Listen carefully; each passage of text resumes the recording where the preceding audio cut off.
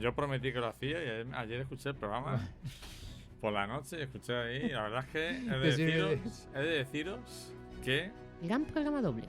me lo pasé muy bien escuchándonos. Sí. En el Cine Rialto Maracaibo. Y vi los pros y contras de cada uno. Ah, bueno, está bien. Oye, pues para Y mejorar. así os voy a dar el parte de Claro, evaluación. Un podcast de David Fuentescoso, Antonio Guarnet y Luis Antonio López Velda. Voy a empezar por mí, que yo hago demasiado sintiendo a David, para que se sienta cómodo. Edición y producción, Flavia Bernardes Rodríguez. David, nos tienes que dejar más claro cuando acabas tus frases. Como hace Antonio. Antonio hace una pausa y sabemos que ha acabado. Tú nunca sabemos cuándo se ha acabado tu speech. Por favor, déjanos claro que has acabado. Va a ser difícil. Eso es mi anarquía. Pues déjanoslo claro. Y Antonio, bueno, Bien, ¿no? como podcaster bien. Como Bueno. ser humano no tanto. Te iba a decir que se noten las tablas que llevo dando el micrófono ya tiempo, pero lo que se escapa del micro ya no hay arreglo. Ya no. Eso no. Bueno, hoy me tocaba a mí elegir y aprovechando que estamos en el mes del 8 de marzo, pues hemos elegido 5 películas dirigidas por cineastas, por directoras. Veo a Antonio que está decidiendo quitarse ropa. Hace calor aquí, ¿eh? Sí, si quieres que bajemos la persiana. No, tranquilo. Para Simplemente que no he te venido- vea ahí el... Cuando he salido de casa hacía más fresquito y ahora me sobra. Y bueno, yo he de decir que he disfrutado de verlas, pero sobre todo he disfrutado de imaginarme a Antonio viéndolas. ¿No? Era lo que más me motivaba en esta ocasión. Y son películas, algunas de ellas, que te dejan el culo doblado. No sé si estáis de acuerdo. En algunos casos bastante. No me las esperaba, pero como estábamos fuera de micro, se nota que son hijas de su tiempo, para bien o para mal. Tiene un discurso feminista, no sé si decir a favor o en contra, luego lo comentaremos. Pero desde luego son películas que se le puede sacar bastante punta desde el punto de vista de, efectivamente, hablando del Día de la Mujer y desde esa mirada feminista que hay detrás, yo creo que es interesante. Por favor, un apunte. ¿Lo digo yo? Sí. De la producción. En la actualidad no se dice Día de la Mujer. Se dice Día de las Mujeres. Día de las Mujeres, ¿vale? Porque la mujer es como un ente y eso no existe. Un ente no es, somos personas. Pero igual que el hombre cuando se habla del hombre es como una cosa Abstracta. universal, abstracta. Está un Bueno, concepto, mujer es lo concepto. mismo. Exacto. como- Vale, esto ahora me viene bien, Flavia, que hagas esta intervención, porque ¿De fondo?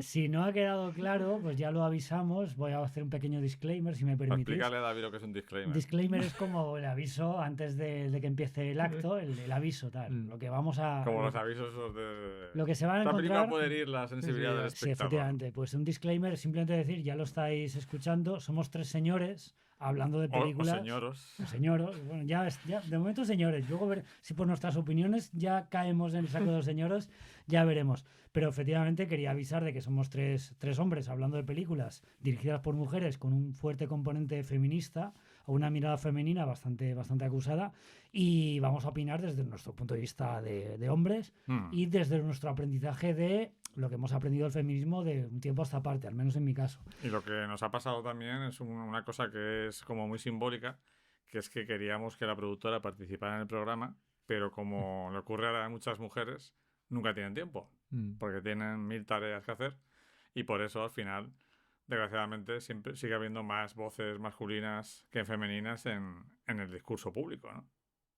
Me parece que nos está echando la bronca. ¿A quién? A mí. No, La no. mujer.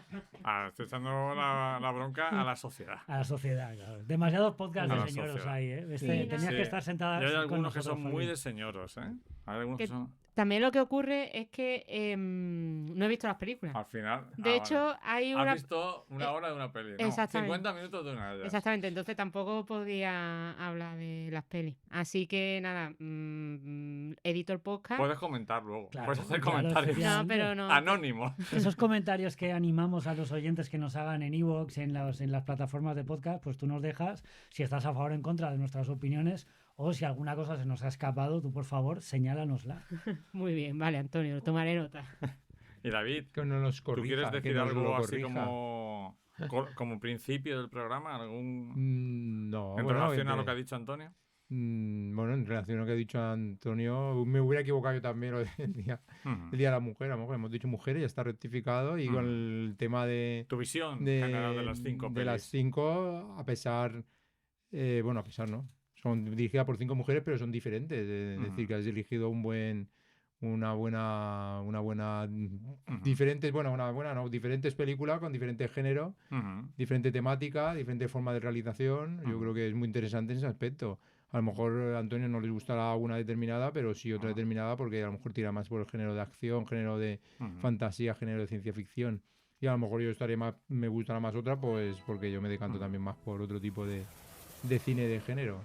Y lo importante es eso, que son una muestra magnífica de diferentes directoras con también diferentes sensibilidades dentro de esas mujeres.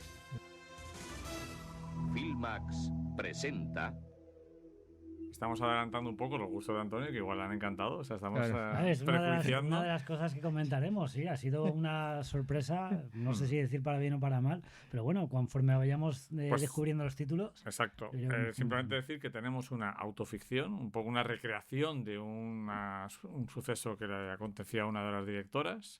Tenemos un documental de un hecho histórico, que creo que es el primer documental que traemos al podcast en toda su existencia, si no recuerdo mal. Ya sabes que mi memoria también es bastante lamentable, pero en principio sí, yo creo que te diría que sí. Tenemos una obra de la Nouvelle Vague, ¿de acuerdo? Y luego en el programa doble tenemos películas más comerciales, sí, quizá más comerciales, más conocidas, con una nepo, ¿no? Con la hija de un gran director, y luego con una película de género de la que nos puede gustar más o menos sus historias o cómo piensa la directora sobre el mundo, pero que es indudablemente uno de los grandes cineastas que hay hoy en día. Flavia me hace gestos que nunca entiendo, o sea que mejor habla. Interrumpe. Porque tiene una manera de hacerme gestos que yo no entiendo, nunca entiendo. Al final te tienes que sentar con nosotros. No me voy a sentar, pero voy a hacer una serie de puntualizaciones. Vale. La primera sin de ellas, sentarte. Sin sentarme.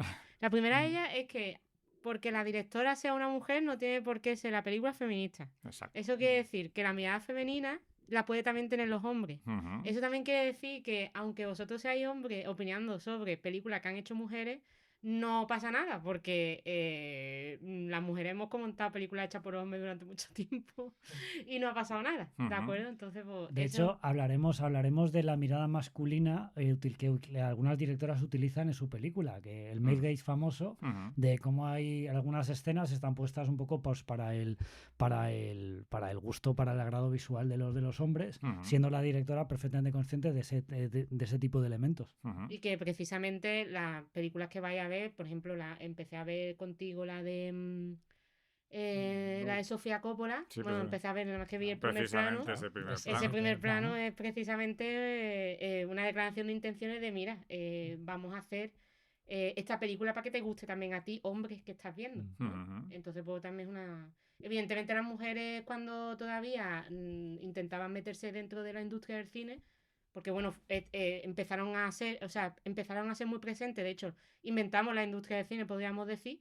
Lo que pasa que en cuanto ya era rentable salieron, las echaron, de hecho. Entonces, pues, volver a incluirse necesitan utilizar muchas veces los lenguajes del público considerado como prestigioso, que es el de los hombres, ¿no? Entonces, pues, que también sepamos que no pasa nada porque Sofía Coppola utilice mirada masculina en sus planos, ¿vale? Eso es totalmente normal y de hecho también creo que tenéis una película de Catherine Bigelow, que Catherine Bigelow, vamos, más masculina no puede ser, ¿de acuerdo? Está interesante también cómo rueda, porque rueda súper bien y tal, pero es una tía que si a ella, o sea, de las que abogan por la abolición del género, es decir, es una tía que seguramente sea más del feminismo blanco, del feminismo que quiere la abolición de género, más que una que reconozca su privilegio, ¿vale? Su privilegio blanco. Entonces, pues nada, simplemente eso y que, David, no te tenses.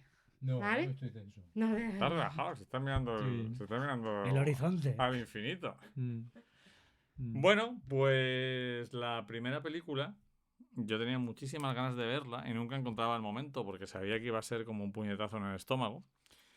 La descubrí por la serie documental de Mark Cousins, que os recomiendo mucho las dos que tiene. Una, la de la historia del cine una odisea que recorre década por década la historia del cine, y una súper interesante que desde esas... ¿No os pasa a veces que alguien tiene una idea y dices, joder, me hubiera gustado tenerla a mí?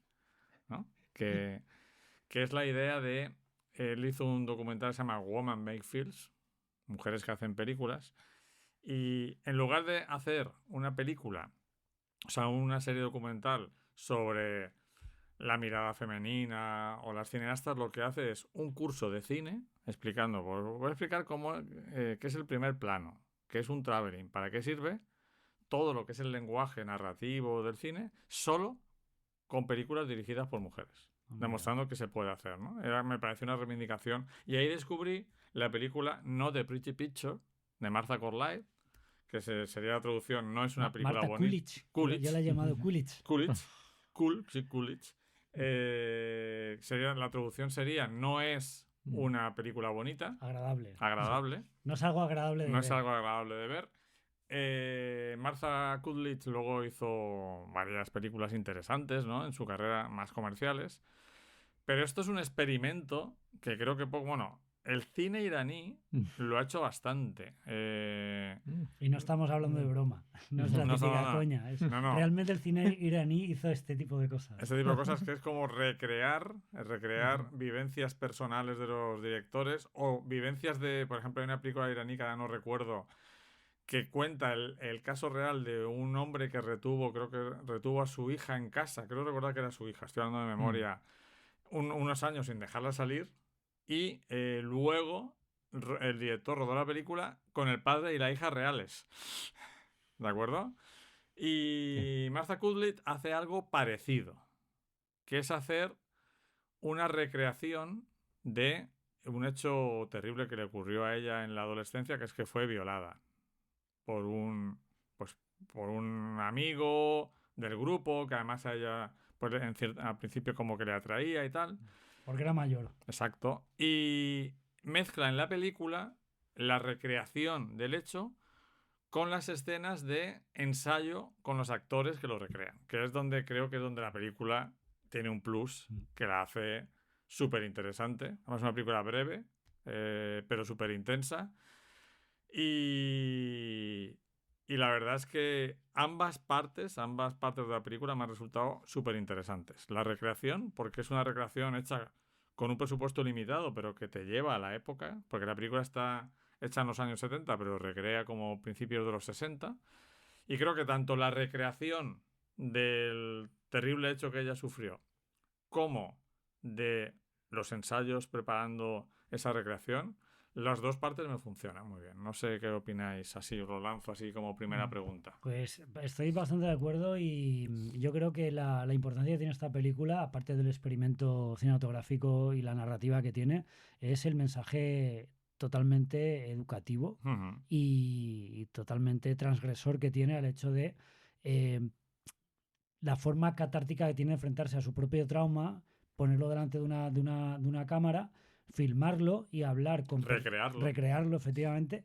Y luego, una cosa que es muy interesante es lo que dices, la parte que tiene que ver con el making of, con la parte del rodaje, cómo los actores, las actrices que están interpretando esas escenas tan duras y tan traumáticas, reflexionan y aportan su punto de vista, aportan su propia experiencia sobre lo que van a rodar. El personaje que hace del chico violador, reflexionando de yo por qué haría esto, la posición de poder que tengo, yo ahora me estoy viendo que yo me puedo ver reflejado en este tipo de comportamiento porque la sociedad me ha educado de esta manera.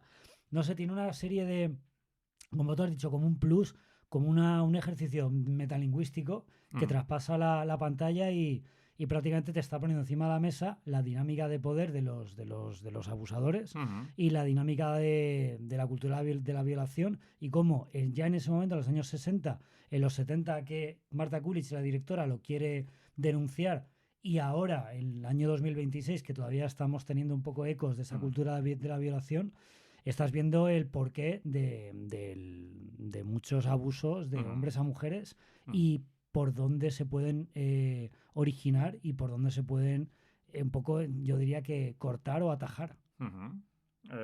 Sí, estoy totalmente de acuerdo en vuestras opiniones. Además, me parece muy actual, una película mucho más actual de lo que a primera vista cuando te manejas fechas dices, una película de 1976 que habla del principio de los 60, esto no va a ser nada actual y al revés, tiene grandes dosis de realismo y que se pueden dar en cualquier fecha y que sirve precisamente para ser de tema educativo. Es muy interesante la película que serviría para proyectar en universidades, en institutos ya para gente que ronda la mayoría de edad. Y luego en el plano de lo que es la película, a mí me gusta mucho más cuando surgen esas reflexiones como la forma de interpretarlo o qué harían, como bien has dicho Antonio, cuando tiene el hombre esa posición de abusador y de poder tan violenta, ¿no? Y luego también las propias reflexiones de la directora que entra, la propia directora entra también en encuadre y se mete de lleno en lo que es que sea capturada ella misma por la cámara y que le sirve también a lo mejor de catarsis, ¿no? Para que todo lo que tuvo, toda la violación que tuvo, todo el abuso que tuvo, pues mostrarlo en pantalla, ¿no? Y convertirlo eso en todo un testimonio de lo que no se debería suceder más en la vida cotidiana. En varios momentos, cuando hay bastantes hechos escenas un poco, pues ya empiezan las escenas violentas, sube el tono un poco a nivel de intensidad de la violencia, del chico como abusa de la chica y las dinámicas que se crean en la habitación con los amigos. A mí me ha sorprendido que la cámara, en lugar de retratar esos hechos que no vemos, los escuchamos, los gritos, los zarandeos fuera de cámara, estamos viendo la cara de Marta Coolidge, la directora, recreando precisamente esos momentos que ella vivió en su adolescencia, lo cual lo hace más duro, más crudo el mensaje y más necesario, si acaso. Yo creo que es una película, como dice David, que sería muy interesante usarla como material educativo, no solo por supuesto proyectarla, sino presentarla antes, llevar a expertos en los temas. Y también creo que sería muy interesante en escuelas de interpretación, porque habla de...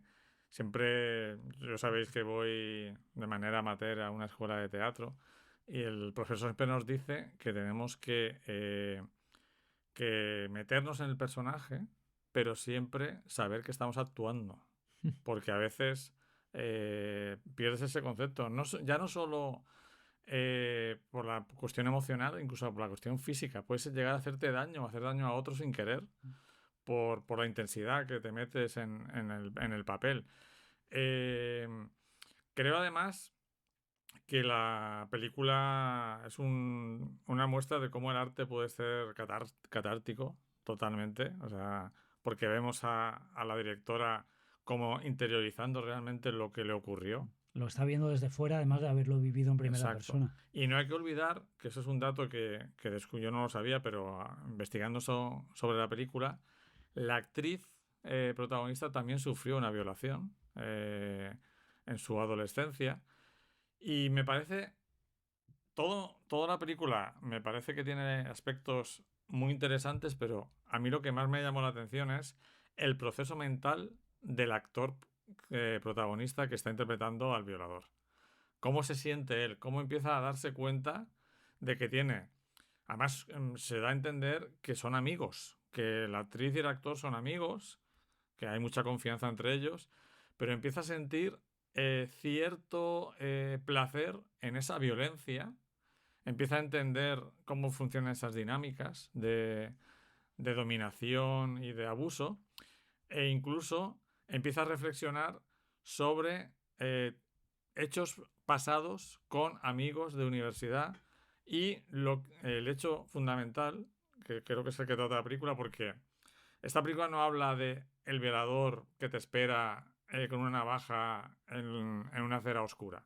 Habla del amigo, del colega, del tipo que te gusta. Sí, que se siente con derecho a exigir ese tipo de comportamientos, ese tipo de respuesta por parte de la mujer. Y que llega a la reflexión de que es una cosa que como hombre te das cuenta mucho más tarde, cuando abandonas la adolescencia. Él reflexiona y dice, muchas de los amigos que he conocido, cuando hicieron estos actos, ellos no eran conscientes de haber sido violadores. ¿De acuerdo? Simplemente siguieron la dinámica de presionar de llegar al límite de la presión y forzar a la persona a hacer cosas que no quería, pero no se ven a sí mismos ellos como violadores. Porque si se vieran como violadores, no lo harían. O sea, no es el psicópata que está en el castillo de San Fernando con los 80 esperándote y es un desconocido. No, es una persona del círculo, amigos, compañeros, amigos de amigos que vienen un día a una fiesta y dicen, mira qué chico más guapo, no sé qué, ¿no? Y es súper, eso me parece que para ser del año 76... Bastante avanzado. Eso, porque es un tema que se ha hablado después, pero antes, yo cuando era adolescente, el violador era, pues eso, el psicópata que se metía en el portal y te arrinconaba en el ascensor. No tu colega que te contaba cómo la chica no quería, pero al final lo había conseguido. Y eso es muy interesante. Sí, yo creo que lo que es por la labor en este caso, de la directora, y que es todo el acierto total de la cineasta, que es su película, y encontrar también a una actriz y una actora adecuados para porque claro, no sabemos si estaría con mucho guión también la parte que están ensayando. No sé si eso lo dejaron mucho a la improvisación o también había dosis.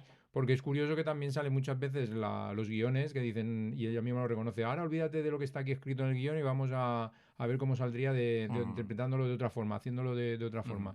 Entonces yo creo que es el acierto, que ellos están fantásticas, la actriz y el actor están más... A mí, no sé si lo he dicho, si no lo digo ahora, me gusta más la parte de cuando están interpretando que están como actores, no cuando están interpretando la propia película. Me parece que están muy por encima. Quizás que lo más difícil sería es lo otro, el otro aspecto. Y luego también destacar que no solo, evidentemente habla de violación, pero también habla del comportamiento de las compañeras del colegio entorno mayor, del entorno, de cómo reaccionan, de lo típico de esta es una prostituta, ¿no? Tal. Está todo relacionado. Lo que decía Luis sobre la culpa o la falta de culpa, del sentimiento de culpa de una persona que hace ese tipo de abusos, pero claro, el entorno que protege al agresor y que culpabiliza a la víctima, esa dinámica pues se ha mantenido hasta ahora, y ahora le hemos puesto nombre, que es la cultura de la violación, y ahora se puede reconocer ese tipo de comportamientos. Pero efectivamente, ella tuvo que dejar la universidad, ya tuvo que... O sea, era la víctima que tenía como que pedir perdón por haber sido violada, por haber sido abusada. Sí, es el asunto que ocurre en muchos aspectos de la vida, pero este es paradigmático, que es el de culpabilizar a la víctima. Es muy interesante que no hemos hablado del personaje de la amiga, que es la amiga auténtica de la directora, que claro, tú dices, al principio te choca porque estás diciendo, aquí tenemos a una actriz que más o menos puedes creerte que representa 16, 18 años, que es la protagonista, pero a la otra dices, ¿esto qué es? ¿Un error de casting? Sí. No, pero es que la directora quiso que la persona que interpretara a su amiga fuera su amiga auténtica, y le hace también reflexionar sobre quiénes eran ellas en aquel tiempo, quiénes son ahora, porque se supone que han pasado como 15 años, ¿no? Más o menos, entre los hechos y la filmación de la película, que habría que ver un poco también, habría que investigar qué proceso llevó a Martha Kudlai a hacer esta película, ¿no? O sea, porque en ese momento... Y cómo se le ocurrió, porque... Hombre, el proyecto yo creo que viene por una cosa de institutos y me refiero de institutos de cinematografía, de alguna escuela de cine que es como si fuera a lo mejor no es su primer proyecto, no hemos mirado si es su ópera prima o no su ópera, una de sus primeras películas, pero claro, será a lo mejor la ópera prima. Creo que sí. Claro. Y eso se nota, que creo que es como la labor de... Hizo un par de películas antes. Cortos. Claro. Hizo 3 películas de 49 minutos. Claro, pues entonces... Y luego Nota Pretty Picture es su primer largometraje. Claro, pues yo creo que es eso, es como si fuera su máster, ¿no? De esa escuela de cine, que creo que es totalmente, como he dicho, totalmente acertado elegir el tema y cómo lo enfoca. Y luego... Está claro que la producción no es barata, no tendría que ser económicamente barata, pero fíjate las vistas que tiene el apartamento donde rueda, que es el Empire State, ¿no? Y dices, pero bueno, qué pedazo... Y en cambio está un poco desaprovechado el hecho de tener ese apartamento en Nueva York y claro, con esas vistas, que le interesa otras cosas, claro, evidentemente, ¿no? Claro, que con lo que está contando no quiere hacer nada preciosista, aunque ya te digo, a mí la recreación me gusta porque creo que con pocos medios te traslada a los 60, sabiendo que es otra época, que no es la que está... Y yo creo que, de hecho, la directora está por un lado diciendo eso fue en otra época, pero esto sigue ocurriendo. Y lo que vemos es que en 2026, como decía Antonio, sigue ocurriendo, ¿no? Y es muy interesante en ese aspecto recalcarlo, ¿no? Ese asunto. Yo quería preguntarle a Antonio, porque lo comentamos en la noche de los Oscars. ¿Al final viste esta película tú solo? ¿La viste con tu pareja? Pues me hubiera gustado verla con mi pareja porque habría dado pie a un debate interesante, durante y después, pero no la he podido encontrar. Sé que está en Filmin, no sé si doblada o subtitulada. Yo me la he tenido que descargar sin subtítulos en inglés. Entonces mi pareja pues no tiene facilidad con el idioma, la he visto en inglés a pelo, la he visto yo solo. Pero me la apunto para en cuanto pueda conseguir subtítulos, ponérsela a ella, porque lo que digo, es una película que yo creo que es necesaria, yo creo que debería ser pues de obligación, o sea, obligatoria su visionado para reflexionar muchos temas que es que no ha envejecido nada. Hablábamos de que si está ambientado en los años 70, los años 60, pero es que la historia es universal, yo creo que por eso no ha envejecido. Puedes notar que es una película antigua porque llevan pantalones de campana. O porque la música que suena en la radio. Y tal, pero es que es una dinámica de grupo, una dinámica social y una problemática de abusos de hombres a mujeres que es atemporal. Que podríamos decir incluso, por lo que dicen los sociólogos, que en los últimos años ha aumentado en lugar de disminuir esas dinámicas. Bueno, ahí podríamos hablar de que ahora las mujeres denuncian más, que no es que haya más agresiones, es que son las mismas, pero que ahora sí que denuncian. También es posible. Bueno, la carrera de ellos sí que no, siendo buena actriz y buen actor, sobre todo ellos dos protagonistas, no veo que no han hecho mucho más, ¿no? Y sale Amy White, ¿no? Que sale en El Cazador, ¿no? Esa la tendrás tú muy fichada por... Pero no me acuerdo qué papel hace aquí. Pues era una de las amigas. O de las que... Las critican, sí. O de las que critican, porque no la tengo fichada, ¿eh? Yo lo que tengo entendido, porque me gustó muchísimo la interpretación de la protagonista, se centró, porque además ella canta una canción, ¿os acordáis? Sí. Que es cuando se queda un poco cogido el otro, ¿no? Ella se centró en el mundo de la música. Abandonó la interpretación y se centró en el mundo de la música. Por eso no tiene prácticamente filmografía, porque rápidamente se condujo hacia el mundo de la música. Claro, el cine también tiene muchas connotaciones de abuso de poder por parte de los hombres, ¿eh? Bueno, pues si queréis pasamos a la segunda película, La felicidad o Le Bonheur, de Agnes Varda, del año 64 o 65 según datos. Y yo la he terminado de ver hoy porque empecé a verla con una productora y nos dormimos, pero porque estábamos cansados, no porque la película... Y hoy he visto los últimos 25 minutos. Quizás sea un error verla en dos partes, pero no he tenido otra opción. Y yo he de reconoceros que la película me ha dejado absolutamente desconcertado, totalmente desconcertado, con el culo doblado. Me he dedicado, que tenía que currar, pero me he dedicado una hora a leer cosas sobre la película, porque yo digo, esto a veces te pasa, ¿no? O sea, hay veces que tú ves una película que acabo de ver, la comentas con un amigo y tú dices, ¿cómo es posible que no haya entendido la película, ¿no? Pues yo reconozco que no he llegado a entender.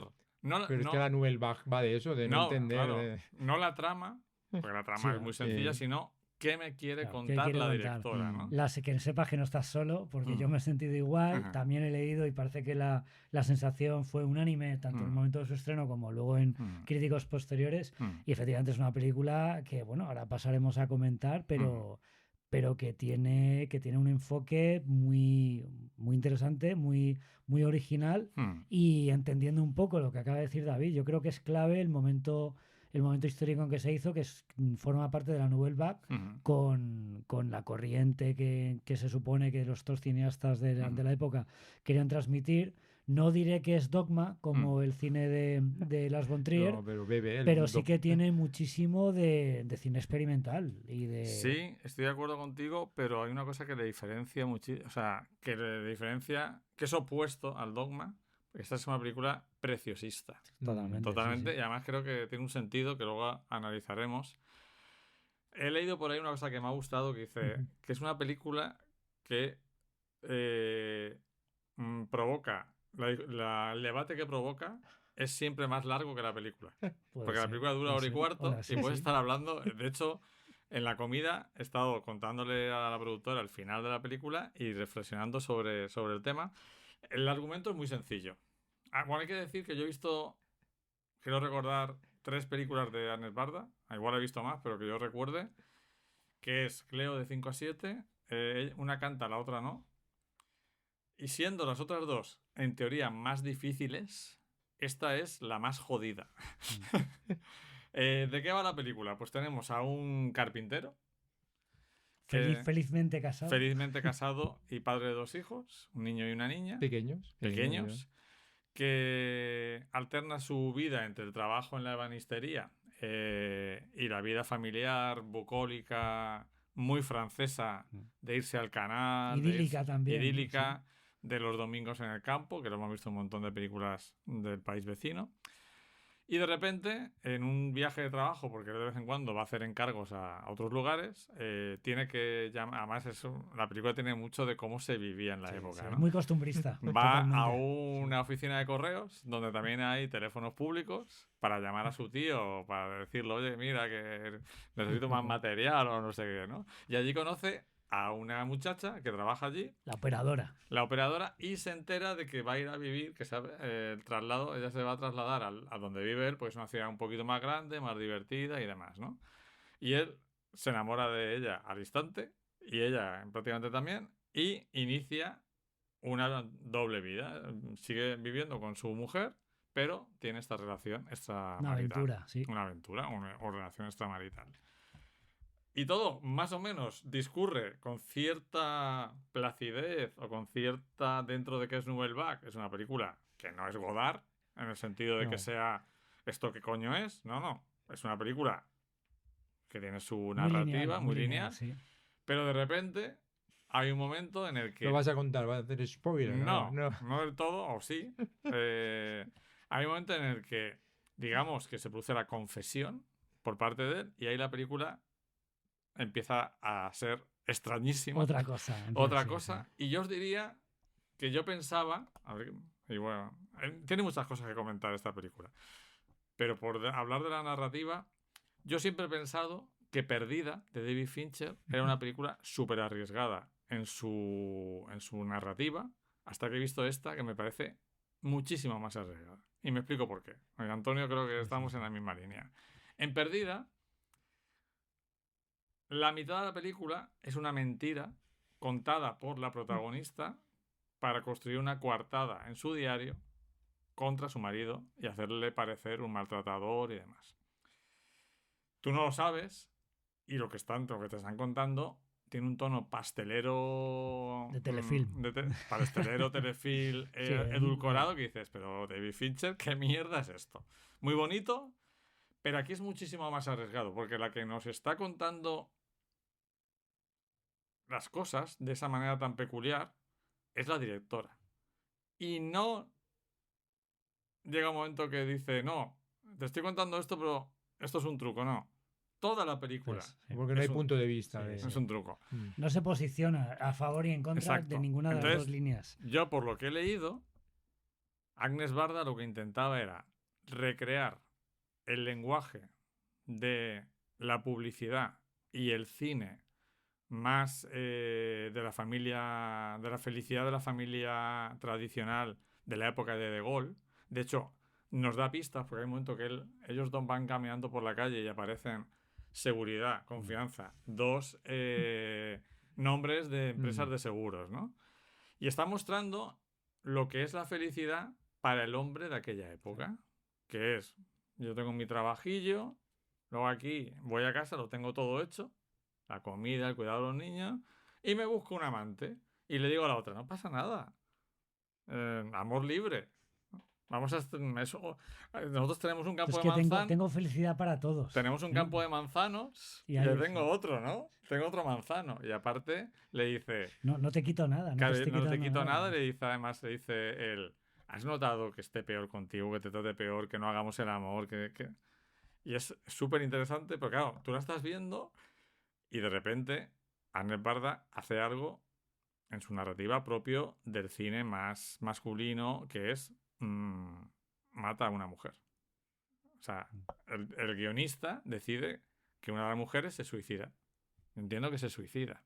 Igual no. Da igual, no. Pero sí, o sea... Muere. Sí. La mujer muere y él la sustituye sin ningún problema y hay 10 minutos que son tremendos, que es cuando la amante, además si os fijáis van siempre mirándolo con admiración y con la cabeza va gacha y ella acepta con la felicidad más tremenda del mundo sumisa, dedicarse a hacer papillas, quitar pañales, recoger a los niños, hacer lavadoras y termina con un plano ahí de ellos 4 caminando por y yo estaba diciendo, claro, me ha roto tanto que digo, Ana Esparza, ¿qué me estás contando?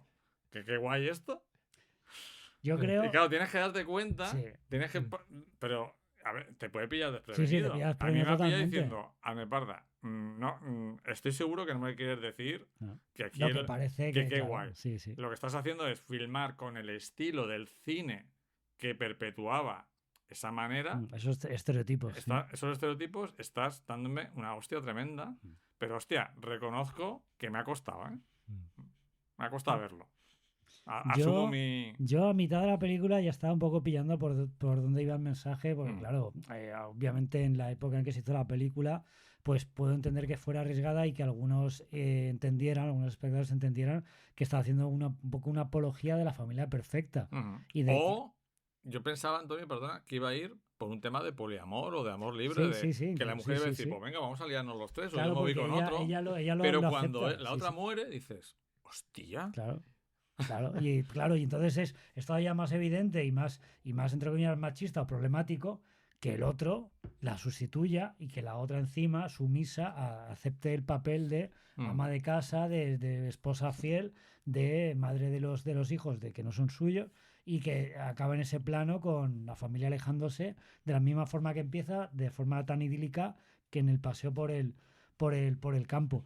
Pero yo creo que, claro, es lo que tú dices, para un espectador actual el mensaje, claro, yo estaba viendo y era bastante evidente que está denunciando la sumisión de la mujer en la casa, cómo el hombre tiene el poder, cómo puede hacer y deshacer, cómo la mujer la que tiene que asumir las labores de cuidadora y que el hombre no tiene absolutamente ninguna responsabilidad más allá de trabajar y llevar dinero a casa. Hay una escena tremenda que es después del entierro, cuando se reúne con la familia, están diciendo repartiéndose los hijos. Y nadie se plantea que se los quede él. Exactamente. No, él no puede. ¿Qué hacemos? Eso es claro. Hay que intentar hacer un ejercicio un poco de abstracción y de mirarlo con perspectiva, porque somos ahora hombres del año 2026 con toda la evolución, pero claro, en aquel momento es que era lo normal. Y claro, y es que ahora tú estás viendo cómo se reparten los niños y que el hombre diga, no, yo que tengo que trabajar, yo no puedo ocuparme. Esa dinámica es súper tóxica y súper problemática. Y al mismo tiempo dice, no, a los abuelos, a los suegros, no los llevéis porque yo quiero verlos. Claro. Sí, porque los abuelos están en otra ciudad. Sí. Y muy lejana. Muy lejana. Sí. Y... Bueno, yo creo que Barda lo que pretende es precisamente este tipo de debates, que cada uno interprete lo que quiere, lo que quiera. Lo que está claro es que visualmente es fascinante, es extraordinaria la película, es como una pintura, como cuadros pintados en movimiento, cuando quiere hacer una imagen de un cuadro de un girasol o de una margarita, los colores, la paleta de los colores. Si el fondo es ocre, van con ropa ocre. Si el fondo es rojo, o sea, a mí me ha hecho la recreación de la familia perfecta. Está un poco subrayado, pero efectivamente la película está hecha como pequeñas historias, pequeños capítulos en la vida de esta familia, y cada capítulo cada episodio está tratado de un color. Entonces, al principio de cada historia hay un plano de un color primario y a partir de ese momento, ese segmento tiene ese tratamiento del color. Me ha parecido que es totalmente intencionado y que se quiere buscar pues ese retrato de un cuadro un poco, no sé, pues alegre, con los giralosos, los amarillos, los rojos, los azules, los tonos pastel. Del cine de Roy Hudson y Doris Day, de la publicidad de la época. Sí, pero con mucha más elegancia, de hecho, el cine francés, de hecho, con más estilo, porque a lo mejor eso abusaban de un color saturado que también funcionaba muy bien. Pero y luego lo que tú quieras interpretar, claro, yo no interpreto que la muerte, que sí que se puede interpretar tanto que es un suicidio como que es accidental. Entonces, dependiendo de lo que interpretes, ahí vas a llegar al final también claro. con el mensaje determinado o predeterminado debido a ese hecho dramático tan contundente. Es que en realidad, fíjate, David, que el final no sería el mismo, porque si fuera un accidente, bueno, claro, a ver, obviamente el final, una vez que ya no está, los hechos sí que acaban de la misma forma, pero no es lo mismo que ella se suicide porque le ha dicho que sí que acepta esa situación, pero luego no la acepta y se siente totalmente anulada y se quiere quitar de en medio, o que realmente si hubiera sido un accidente y ha sido algo fortuito, ella había aceptado realmente esa doble vida de su marido y compartirlo con otra mujer. El mensaje cambia en ese aspecto. Muy interesante la reacción que tiene ella cuando se lo cuenta, que no es una reacción de hoy en día, que vamos. También es verdad que está mostrando muy bien un tiempo y un lugar. Creo que es una película que no se puede entender si no entendemos que estamos en la época del estado del bienestar. Claro, es decir, tú estás viendo la peli y hasta que llega esos últimos 25 minutos, hay veces que dicen, pero no, siendo hombre o mujer incluso, dices, yo me quiero vivir ahí. Claro. Es decir, haces tus horas y luego tiempo libre, ni input ni WhatsApps, ni emails. Ni estrés. Pasear por el campo, dormir en el césped bajo una sombra. Bueno, pero que la película se llama La felicidad. Yo creo que en eso no engaña tampoco a nadie la directora. Claro, aunque luego la felicidad tienen que tener entre comillas. ¿La felicidad de quién? Claro, ese es el tema. Ahí está. Claro, sí. Claro, por eso la visión... desde el propio título ya es un dardo envenenado. Claro, yo creo que Agnès Varda sí que quiere denunciar la felicidad, en este caso para el hombre, a costa de la mujer. O la felicidad, que es una cosa idílica que parece que nos toca a todos, pero tú estás viendo la película y sí, vale, ella era feliz, tiene los hijos y tal, pero esta situación que le plantea a su marido la podía convertir en muy infeliz, aunque ella dice lo contrario.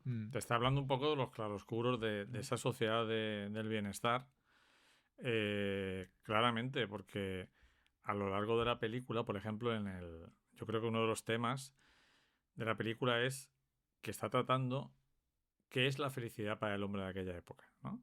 Él necesita realizarse en todos sus campos, ¿no? Es decir, pues tengo mi trabajo, me gusta mi trabajo y esta me gusta, pues la asumo a mi vida, ¿no? Mientras que la otra, su mujer, le dice, yo te entiendo, pero yo solo te quiero a ti, ¿de acuerdo? No necesito otra persona, ¿no? Entonces eso es muy, muy interesante. Y es una cinta que como decimos, como dice David, que es un poco lo que propone casi toda la Nouvelle Vague, es tú ves el apartamento y el apartamento es una obra maestra increíble, pero es unívoca. Tú sabes de qué va, puedes tener pequeños matices, pero sabes que va de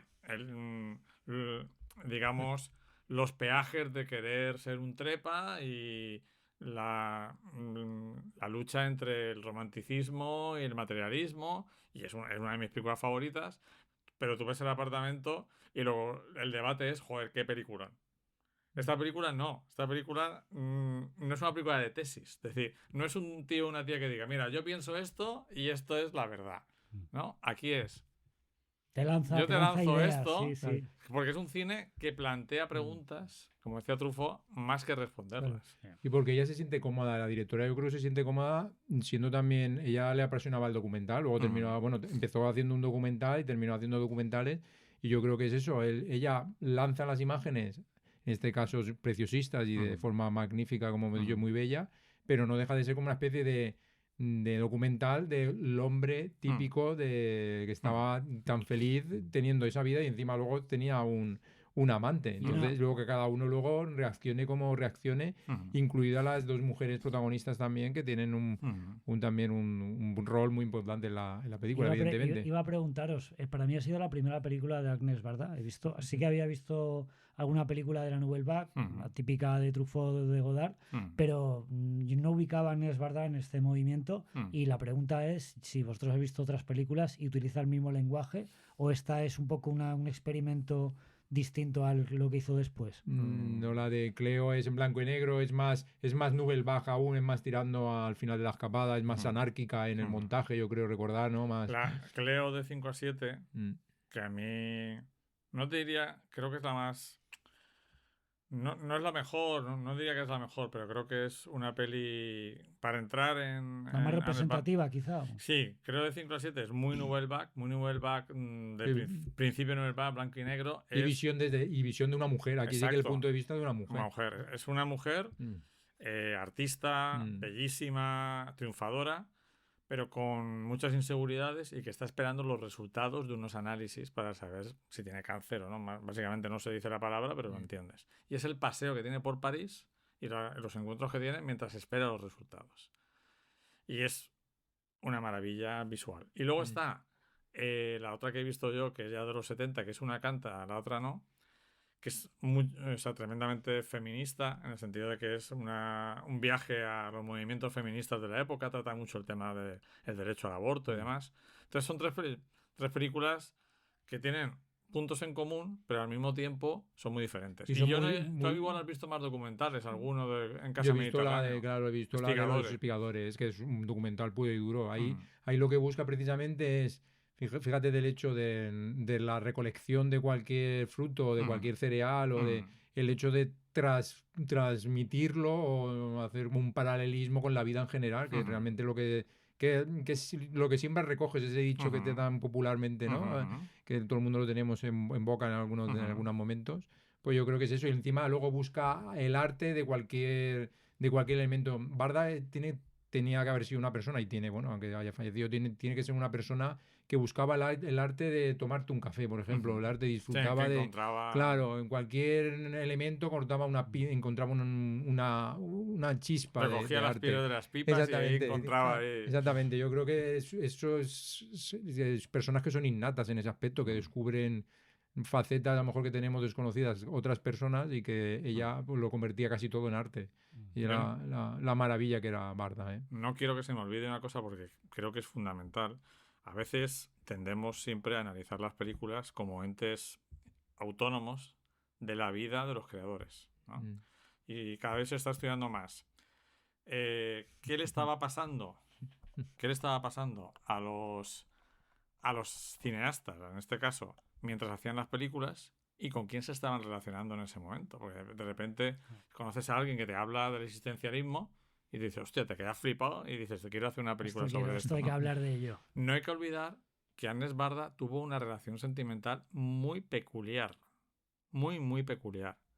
Porque ella estaba, no sé si casada, pero su pareja era Jacques Demy, el director de Los Paraguas de Cherburgo y La señorita de Rochefort, que nuestra querida May empieza a encajar. Nuestra querida May hizo las tazas para esto.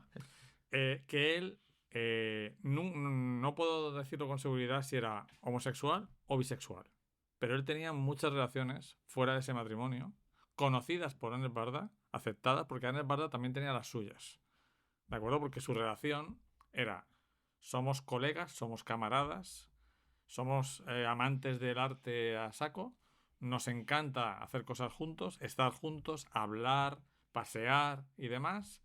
Tuvieron un hijo juntos, pero tenían sus propias relaciones. Y de hecho, Jacques Demy, posterior a su muerte, se supo que murió de SIDA.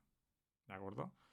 Entonces, yo creo que otra cosa que está diciendo aquí Agnès Varda es, ella está diciendo que está a favor del amor libre propio de los 60, siempre y cuando sea igualitario. Porque el amor libre muchas veces sea un invento de los hombres para yo me acuesto con todas, pero tú no te acuestes con nadie. Y Agnès Varda sí que tuvo ese amor libre auténtico de nos queremos, nos respetamos, estamos juntos, pero tenemos este acuerdo, ¿no? Y yo creo que lo que ocurre es que, ya termino, no quiero ser más pesado, cada época tiene su zeitgeist y sus hegemonías de pensamiento. Es decir, toda esta película se la pones a una persona estándar de hoy en día o le parece que es una peli antifeminista, o le parece que es una peli de un jeta o lo que sea, ¿no? Que lo es, ¿no?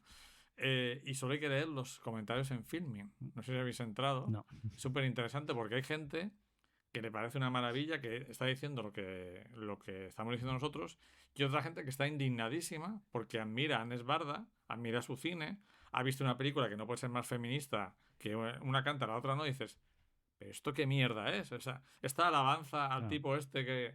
Claro, hay cosas que están tan metidas en la hegemonía de pensamiento de un tiempo que la prueba de que están tan metidas es que no se admite la disidencia. Sí. Si dices cualquier cosa que no sea la hegemonía de pensamiento, eres crucificado. Y entonces, en este caso, decir que esta película es feminista, en el fondo, para otra gente es como una herejía. Porque no es el feminismo estándar. Que estándar, tal como lo entendemos ahora, sí. Tiene sentido. Entonces, es muy interesante ver cómo en los comentarios de Filmin, la misma película, unas personas lo ven como lo más feminista que han visto en su vida y otras como lo menos feminista. Y pues eso es que es una obra maestra. Exactamente, eso que roza la obra maestra. Y me he guardado por aquí un comentario que me ha gustado mucho de Filmin, que es, para mí es una gran película. Un tal Arnald 2. @Arnald 2, lo vamos a nombrar, ya que... Es para mí una gran película. Creo que cuando un artista nos pone frente a su obra, lo mejor que uno puede hacer es apagar el juicio sobre la obra y permitirse con total inocencia aceptar el viaje. Bailar el baile y una vez allí, observar. Observar lo que sucede adentro y preguntarme ¿por qué pienso lo que pienso de eso que creo que está pasando? ¿Por qué pienso así y no de otra forma? ¿Qué me condiciona a ver las cosas de esta manera? Es muy interesante porque al fin y al cabo está... El condicionamiento que todos tenemos. Sí, pero está señalando algo que no se hace a los espectadores de audiovisual reciente, que es reflexionar no lo que te cuenta la película, sino cómo entiendes tú lo que te está contando la película. Yo creo que no se puede entender la reflexión o el análisis cinematográfico o audiovisual en general si además de intentar analizar lo que te están contando, no analizas también de forma paralela cómo te hace sentir eso que te están contando. O sea, si mueve algo de tus creencias, si las cambia de sitio, si te hace sentir incómodo, no sé, o sea, que el análisis lo hagas sobre tu propia experiencia, yo creo que es un ejercicio fundamental para entender el mundo en que vivimos. Sí, de hecho siempre se dice, ¿no? Hay una frase que me gusta mucho que dice que la obra artística no la termina el artista. La termina el receptor analizándola bajo su propia perspectiva. Pero dejándote llevar por el viaje, como bien ha dicho, lo que bien has leído, el compañero que ha escrito en Filmin. Es que es fundamental muchas veces intentar sentarte viendo una película o igual, o sentarte viendo un cuadro o para leer una novela de tener la mente en blanco, por así decirlo. Luego asimilar, es cierto, una vez que finalizas y que el bagaje que tienes culturalmente de toda tu trayectoria no puedes eliminarlo de un plumazo, pero sí que puedes intentar ser lo más infantil o verte con una mente infantil, ingenuo exactamente, sería mejor ingenuo abierto, claro, abierto de mente, que sería lo mejor, porque así nos iría mejor en todos los sentidos, y en el sentido de la cultura pues es fundamental. Y lo que creo que estás diciendo explica un poco, porque ahora ya no tanto, porque la gente muy joven ni siquiera ve series, ve más TikTok y demás, pero explica por qué se produjo el trasvase de público, no es la única razón, del cine a las series. Porque tú cuando te pones con una serie, que a lo mejor tienes 5 temporadas, tienes que hacer el esfuerzo de entrar en ese mundo al principio, pero luego ya estás en ese mundo. Cada película, especialmente las más interesantes, te proponen un mundo. Y tienes que hacer... O sea, cuando te pones cuando te pones a ver la felicidad, tienes que meterte... Claro, en ese mundo que te planteas. En ese mundo que te plantea, que es un mundo ya lejano y que además no es al habitual de cuando te pones a ver una película de los 60. No es una película típica de los 60. Ni siquiera no es una película típica europea de los 60. Por eso me ha dejado así... Claro, bueno. Y fíjate, ya llevamos solo 2 películas y una sigue siendo muy actual y la otra, cambiando los roles, también podría ser actual. Evidentemente la primera, la de Marta, es mucho más actual y más educativa, pero son totalmente diferentes, lo que hemos comentado. Y que tienes que entrar en mundos, lo que acabas de exponer, opuestos, casi, siendo 2 directoras, son mundos diferentes, muy, muy diferentes. ¿Quieres decir algo más de esta peli? Nada más, simplemente pues agradecer que la hayáis propuesto, porque ya digo, ha sido mi primera película de Agnès Varda y ahora entiendo un poco pues el estatus que tiene de autora de culto, y porque es tan grande y obviamente su mirada feminista y femenina, pues un poco recuperando lo que decía Flavia antes, yo creo que es bastante necesaria, y el debate que plantea esta película, aun siendo bastante evidente tanto a favor o en contra, yo creo que es algo necesario. Pues pasamos al último tráiler, que es Cuando las mujeres pararon Islandia, de Pamela Hogan. Yo esta película la elegí más que por la película en sí, porque había leído sobre el tema y me parecía un hecho histórico súper atractivo, muy interesante, que además de un país del que sabemos poco, país pequeñito, con poca población, que cada vez que tiene algún éxito, alguna clasificación para la final de Eurovisión o para la Eurocopa, es fiesta nacional. Y sorprende, porque claro, tú tienes una idea de los países nórdicos, que evidentemente Islandia y Finlandia no están en la misma liga que Noruega, Suecia o Dinamarca, pero te sorprenden cosas como cuando dicen, por ejemplo, que fue de las primeras mujeres, yo fui de las primeras mujeres que estudió Derecho, o sea que es como peor que en España, ¿no? Pues yo creo que mujeres en España estudiaron Derecho antes, ¿no?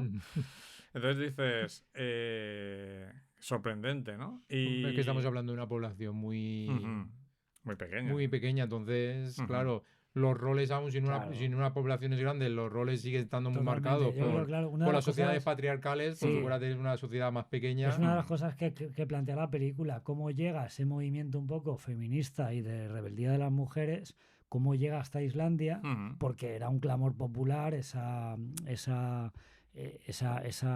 derechos que no tenían las mujeres y esa igualdad que les costaba alcanzar, y hasta ahí llegó, y cómo se plantea aún tarde, aunque bueno, esto lo pasó en el año 75, ¿no? Quiero recordar. Sí, por ahí, 74. Y claro, y lo que dice David, o sea, sorprende que sea un sitio tan pequeño, tan alejado, pero que hasta en ese sitio las dinámicas de la sociedad patriarcal, de reprimir a las mujeres y de no reconocerles ciertos derechos, pues hasta ese momento pues llegó a calar. Por lo que has dicho de cómo el feminismo llegó a Islandia, no tiene nada que ver, pero sí tienen que ver la historia de ese proceso.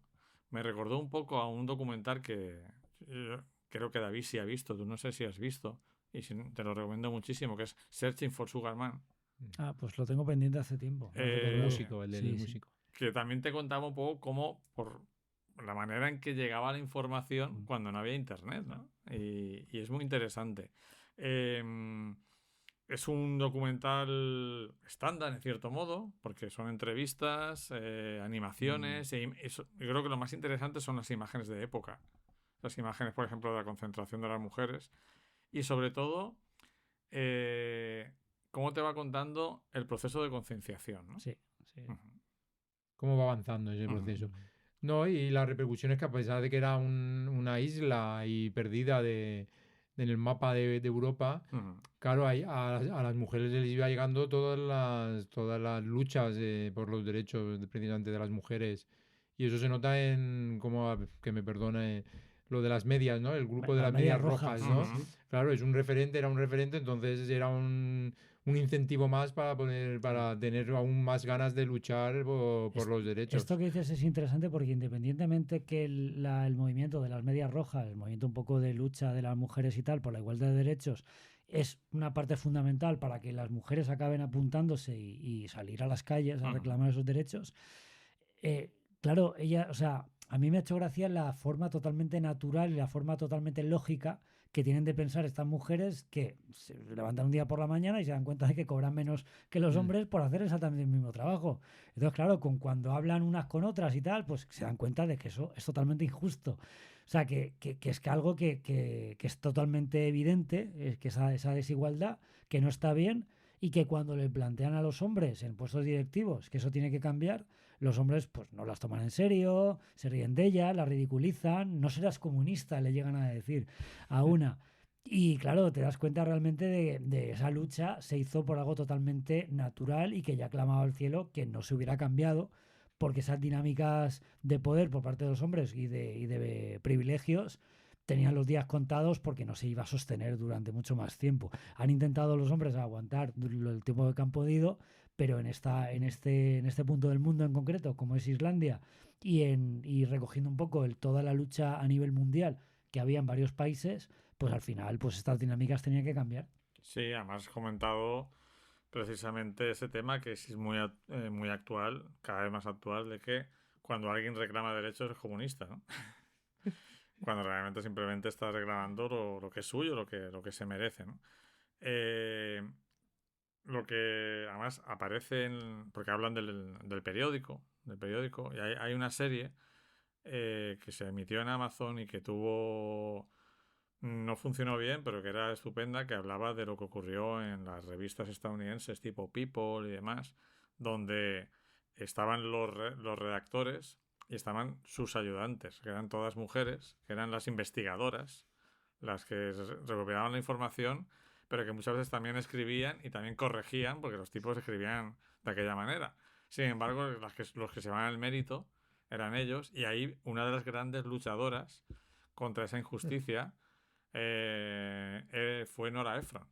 Nora Ephron, que además tuvo una relación sentimental con uno de los dos del Watergate, de los periodistas del Watergate, y fue una de las primeras que se plantó. La serie era algo así como Girl in Revolt o Woman in Revolt, algo así, ¿no? Y creo que es muy interesante. Se plantea un debate también en la película que siempre se plantea con los medios de comunicación, que es ¿qué era más potente? ¿Que el periódico no saliera o que saliera informando de lo que ocurrió? La situación, sí. ¿No? Era un debate que tuvieron ahí. Es un momento clave y sí, efectivamente lo plantean de la forma que tú dices, porque claro, ellas no querían ir a trabajar, querían parar literalmente su ciudad para que se dieran cuenta los hombres de que si ellas paraban no salía el trabajo adelante y se podía hundir un poco las empresas.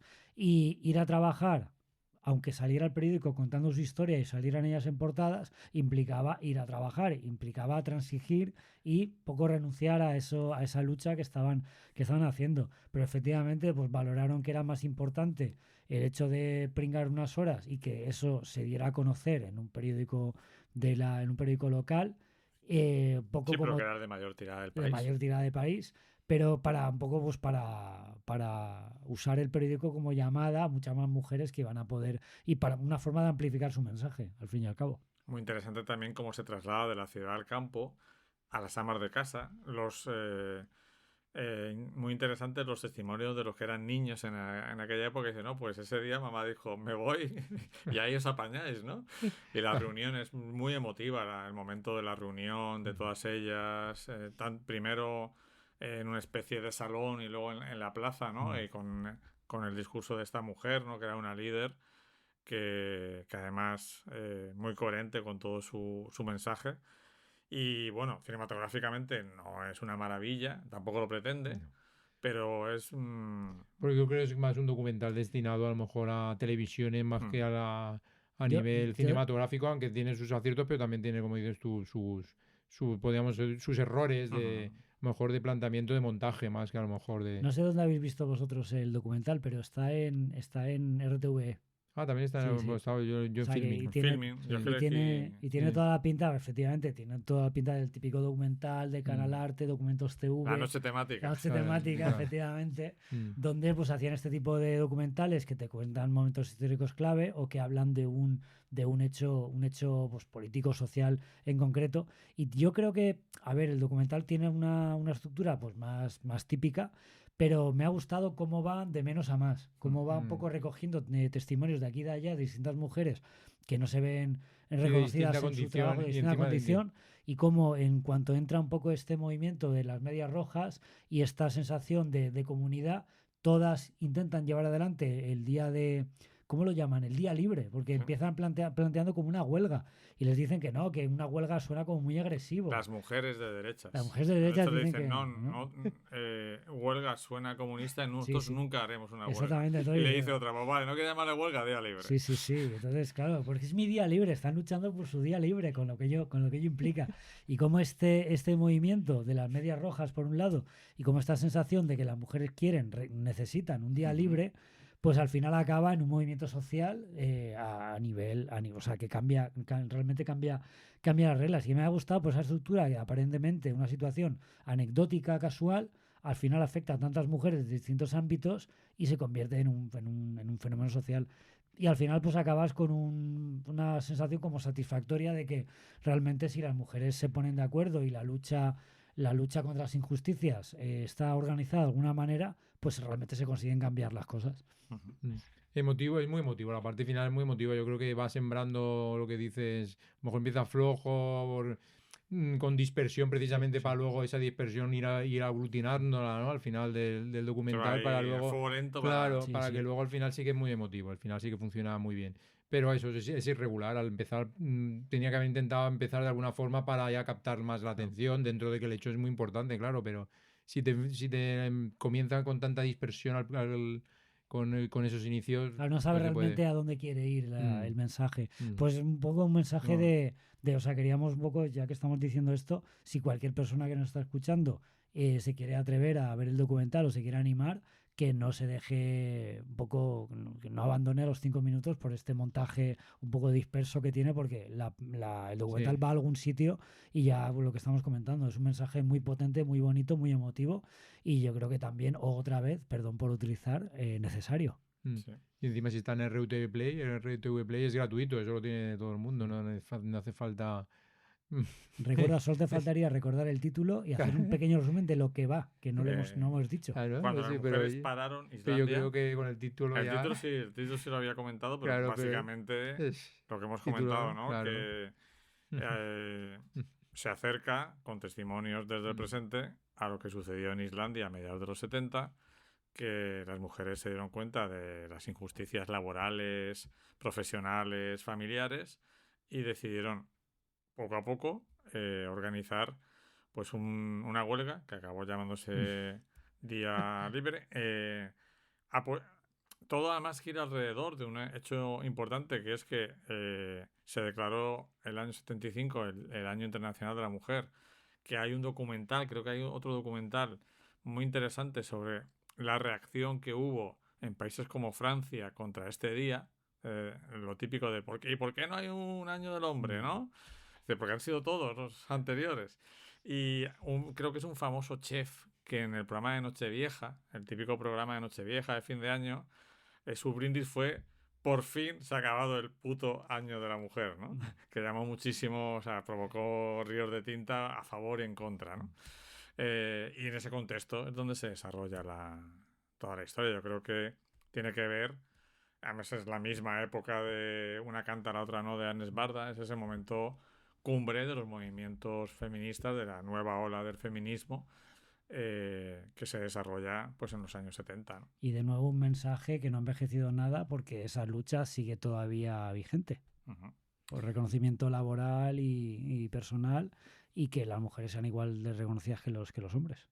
3 trailers cortos, las películas todas son cortitas, que era un poco... me lo propuse también, para tampoco abrumaros con películas eternas. Y ya pasamos al programa doble, que son películas un pelín más largas, pero tampoco llegan a las 2 horas. Y un buen programa doble, porque empezamos, no sé por cuál quieres empezar. Pues si quieres, no, yo empezaría por la de Sofía Coppola. Más que nada por la productora. Sí, la productora tiene aquí el orden y luego... Me encaja este programa doble por una película un poco más intelectual, y luego la sesión golfa, una película de una a las 9:30, 10 de la noche, y la otra ya a las 12. La sesión golfa total con la de Catherine Bigelow. Me parece correctísimo. Lost in Translation, película que quiero que o sea, es una película que siempre quiero que me guste más de lo que me gusta. Yo veo que a David le gusta mucho, y a mí es una película que le veo sus valores, pero no me acaba de convencer del todo. O sea... me parece que está muy bien hecha, muy bien interpretada, pero creo que tiene ese punto, por un lado, de creerse más intensa e importante de lo que es, y segundo, tiene ese punto de visión occidental de un país que no es occidental, como Japón, que parece que es cariñosa, pero también tiene un punto de burla. Sí, es muy snob. Es bastante snob, como pues como Sofía Coppola, la que queremos, pero un poquito snopes. Y a mí siempre, esto es un debate aparte. Sabéis que hay una gran fascinación por Japón en Europa y en otros lugares. Pero yo cuanto más cine japonés y ambientado en Japón veo, menos ganas tengo de ir a Japón. No me parece que sea un lugar tan idílico y tan espiritual, que lo es, seguro que sí, pero tiene unas aristas. Sí, yo iba a decir que esas aristas la película también las señala. Sí. Hay una mirada un poco bárbara del extranjero de fuera que lo mira a la vez con fascinación y un poco con temor, lo que tú estás diciendo. Yo creo que tal como lo plantea Sofía Coppola Japón, yo creo que prima más las señales de advertencia, las alertas, que exactamente las red flags, al fin y al cabo, que los momentos idílicos. Porque, claro, y cualquier persona de occidental... Pero aún así esta película potenció el deseo de ir a Japón. Sí, pero porque el público es así de snob también. Es un poco lo que también yo puedo... Masoca, ¿no? No, Masoca no, pero claro, yo también tengo una novela, una de mis novelas favoritas, que es Shogun, de James Clavell, que está escrita en los años 50 y con la serie de los 80... ¿Qué serie te gusta más? Me gusta más la original de Richard Chamberlain. Estamos de acuerdo. Sí, pero porque el enfoque, porque es más fiel al libro, que este acercamiento, y es un poco por lo que estaba diciendo. La novela es la fascinación de un occidental a todo el mundo y la cultura oriental, de los samuráis, del código de honor y todo esto. Y la serie lo refleja. Si os gusta El último samurái, dejaros de Último Samurái y ver Shogun, la original. Yo siempre digo que la novela de Shogun y la serie original del 80 de Shogun es El último samurái bien hecha. El último samurái se queda con las postalitas y con la superficie y con 4 tonterías a la mayor gloria de Tom Cruise. Y encima con la banda sonora de Hans Zimmer, que tampoco aguanto demasiado. Pero bueno, estoy divagando. Quería señalar simplemente que tanto la novela de Shogun en los años 50 como sobre todo la serie de televisión de los años 80 lo que hizo fue poner en el mapa Japón, ese mundo desconocido, ese mundo fascinante que nos había llegado un poco por leyendas y tal, y entonces hubo un nuevo boom de interés por la cultura japonesa. Ese boom ha ido increciendo hasta ahora. Una vez con la llegada de Internet, la sociedad japonesa, la cultura japonesa se ha disparado, y uno de los enfoques que has dicho, la versión moderna de Shogun, uno de los enfoques que tiene a mi entender erróneo sobre Shogun es que obvia totalmente la mirada occidental de fascinación por el mundo oriental, porque como ya tenemos hasta en la sopa lo japonés, esa mirada totalmente, esa mirada de curiosidad de extranjero, la serie nueva lo obvia y se centra más en otros personajes como es el de Toranaga y la cultura y las tradiciones entre las distintas familias, y la visión de fascinación que tiene Blackthorn desaparece completamente. Pero bueno, David, ¿de qué va? A ver, ¿tengo que decir el argumento? ¿Quieres decir algo más? O? No, es simplemente que señalar que este acercamiento a la fascinación por la cultura oriental y por el mundo de Japón, en las alturas de las que sale la película, yo creo que es totalmente innecesaria y que es contraproducente. Que quería ver si David estaba atento. ¿De qué va esta película? Yo creo que os quedáis con el tema de Japón, y yo creo que Sofía Coppola, antes de que continúes, decir a estas alturas que he señalado lo de Japón como un poco siguiendo a lo que ha comentado Luis, pero que Japón es un poco anecdótico. O sea, aquí es como el detonante, vale. Que no es lo principal. O sea, pues yo había entendido que era... Hemos sacado el tema de Japón por el tema de... La historia son la de ellos dos, que ahora comentaremos más en profundidad, pero yo creo que sí que es importante el hecho de que suceda en Japón y que no suceda en un país occidental, por este componente un poco idílico de sociedad totalmente ajena, en el que estos personajes están perdidos y utilizan hasta cierto punto la cultura japonesa o la fascinación de la cultura, de cómo entienden los japoneses la vida, para dejarse llevar y encontrar su camino. Simplemente yo creo que Japón es un poco una excusa, pero que no hace apología de Japón, por mucho que los espectadores se pudieran dejar llevar. El tema de Japón, como dice Antonio, es para motivar, para potenciar que tenemos a dos personajes que son náufragos un poco, que están fuera de su ámbito, están fuera de su zona de confort. Sí, están perdidos, lo que habéis dicho, están fuera de su zona de confort, y entonces actúan de una manera diferente a como si estuvieras en tu casa. Eso es... ¿Pero de qué va la película, David? Bueno, por un lado tenemos a un actor en decadencia que ha llegado a Japón para filmar un anuncio televisivo de una marca de whisky y aparte una sesión de fotografías y evidentemente remunerado con una gran cantidad de dinero. Y por otro lado... Esto es interesante porque no es tan fracasado, porque en Japón el tío es una estrella. Bueno, he dicho fracasado, me he equivocado.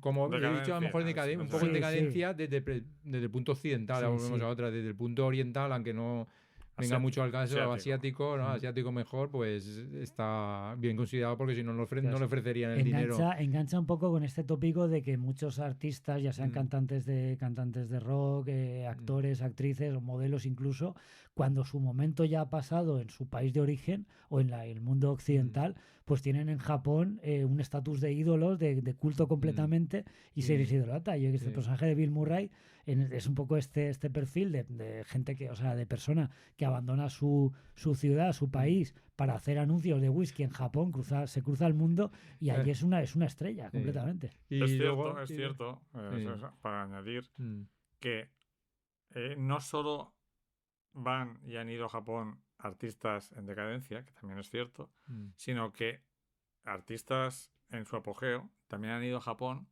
porque estaba mal visto hacer publicidad, ganarse la vida haciendo publicidad. Entonces eran anuncios como clandestinos, porque en aquella época ahora sería imposible, pero en los 80, 90 tú podías hacer un anuncio en Japón, ser Harrison Ford, irte a Japón y no enterarse en Estados Unidos que lo has hecho. Y llevarte un pastizal por anunciar whisky o lo que fuera. Sí, a lo mejor el término que de fracasado o decadencia que he empleado es más por cómo se siente él, casi, más que por el hecho de que a lo mejor luego más o menos tiene su mismo rol de importancia de ser un actor protagonista en su país. Él es consciente de eso por eso, porque él le hace como por compromiso, está allí como que tiene porque por el cheque, o sea, al fin y al cabo está por el cheque. Toma el dinero y corre. Total. Y yo creo que es eso, es por lo que vuelvo aquí a insistir, a lo mejor lo que yo encamino, lo que he visto en la película, porque cuenta más lo interior de los personajes que lo exterior, y entonces incluyo lo exterior Japón, es decir,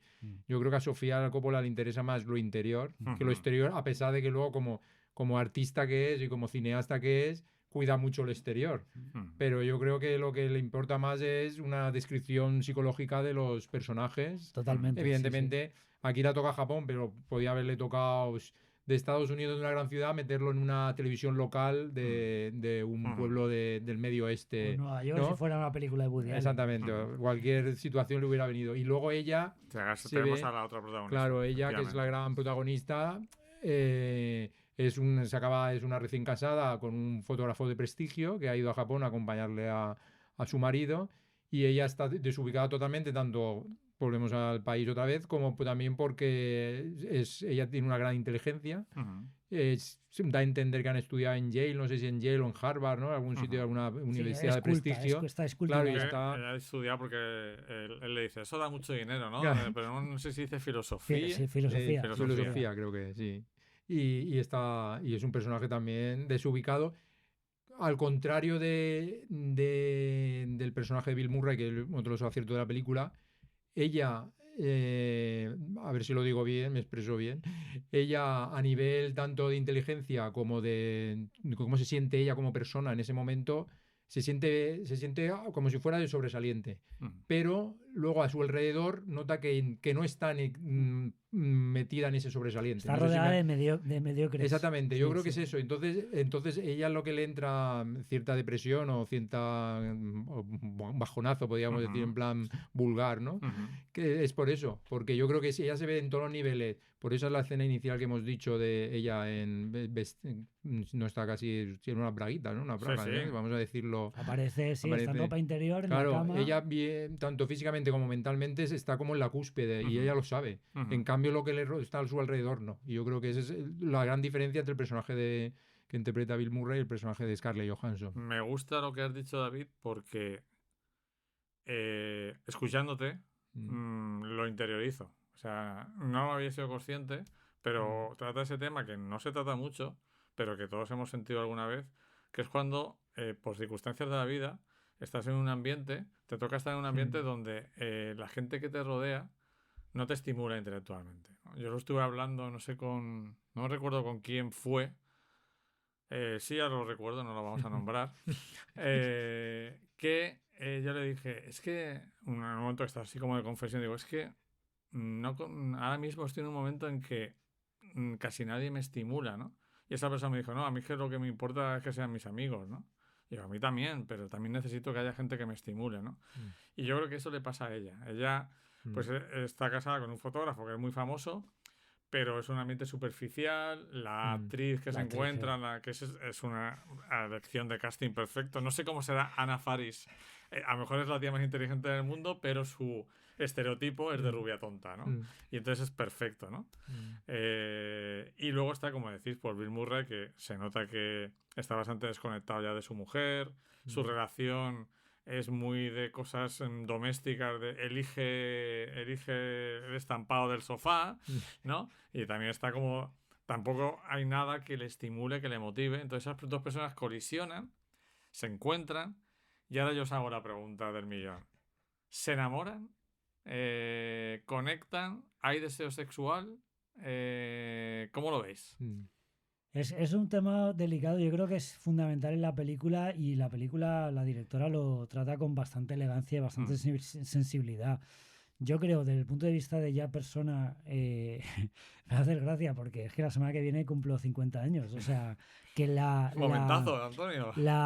¿Cómo diría? La forma en la que me identifico con el personaje de Bill Murray en su crisis de los 50 o 60, no recuerdo qué edad tiene la película, espero que 60, porque los 50, pues bueno, la identificación es más incómoda de lo que me gustaría. Pues yo casi te diría más 50, me sí, arriesgaría. efectivamente, es el crisis ¿Qué edad tenía por lo menos Bill Murray? Sí, a ver, Bill Murray cuando hizo Cazafantasmas en los 80 tendría 20 y tantos. Eres del año 50. Claro. Pues justo, ya de 2003, 53. 53. Pues ahí está la crisis de los 50. Tiene miedo. Entonces, y ella, que es una veinteañera jovencita que todavía tiene mucho por vivir y está como... No es una veinteañera jovencita que es Scarlett Johansson. Pues Scarlett Johansson, sí. No es cualquier cosa. Sí, no, obviamente. O sea, el físico y el actor o sea, el físico de los actores, de la actriz, está ahí, es el que es.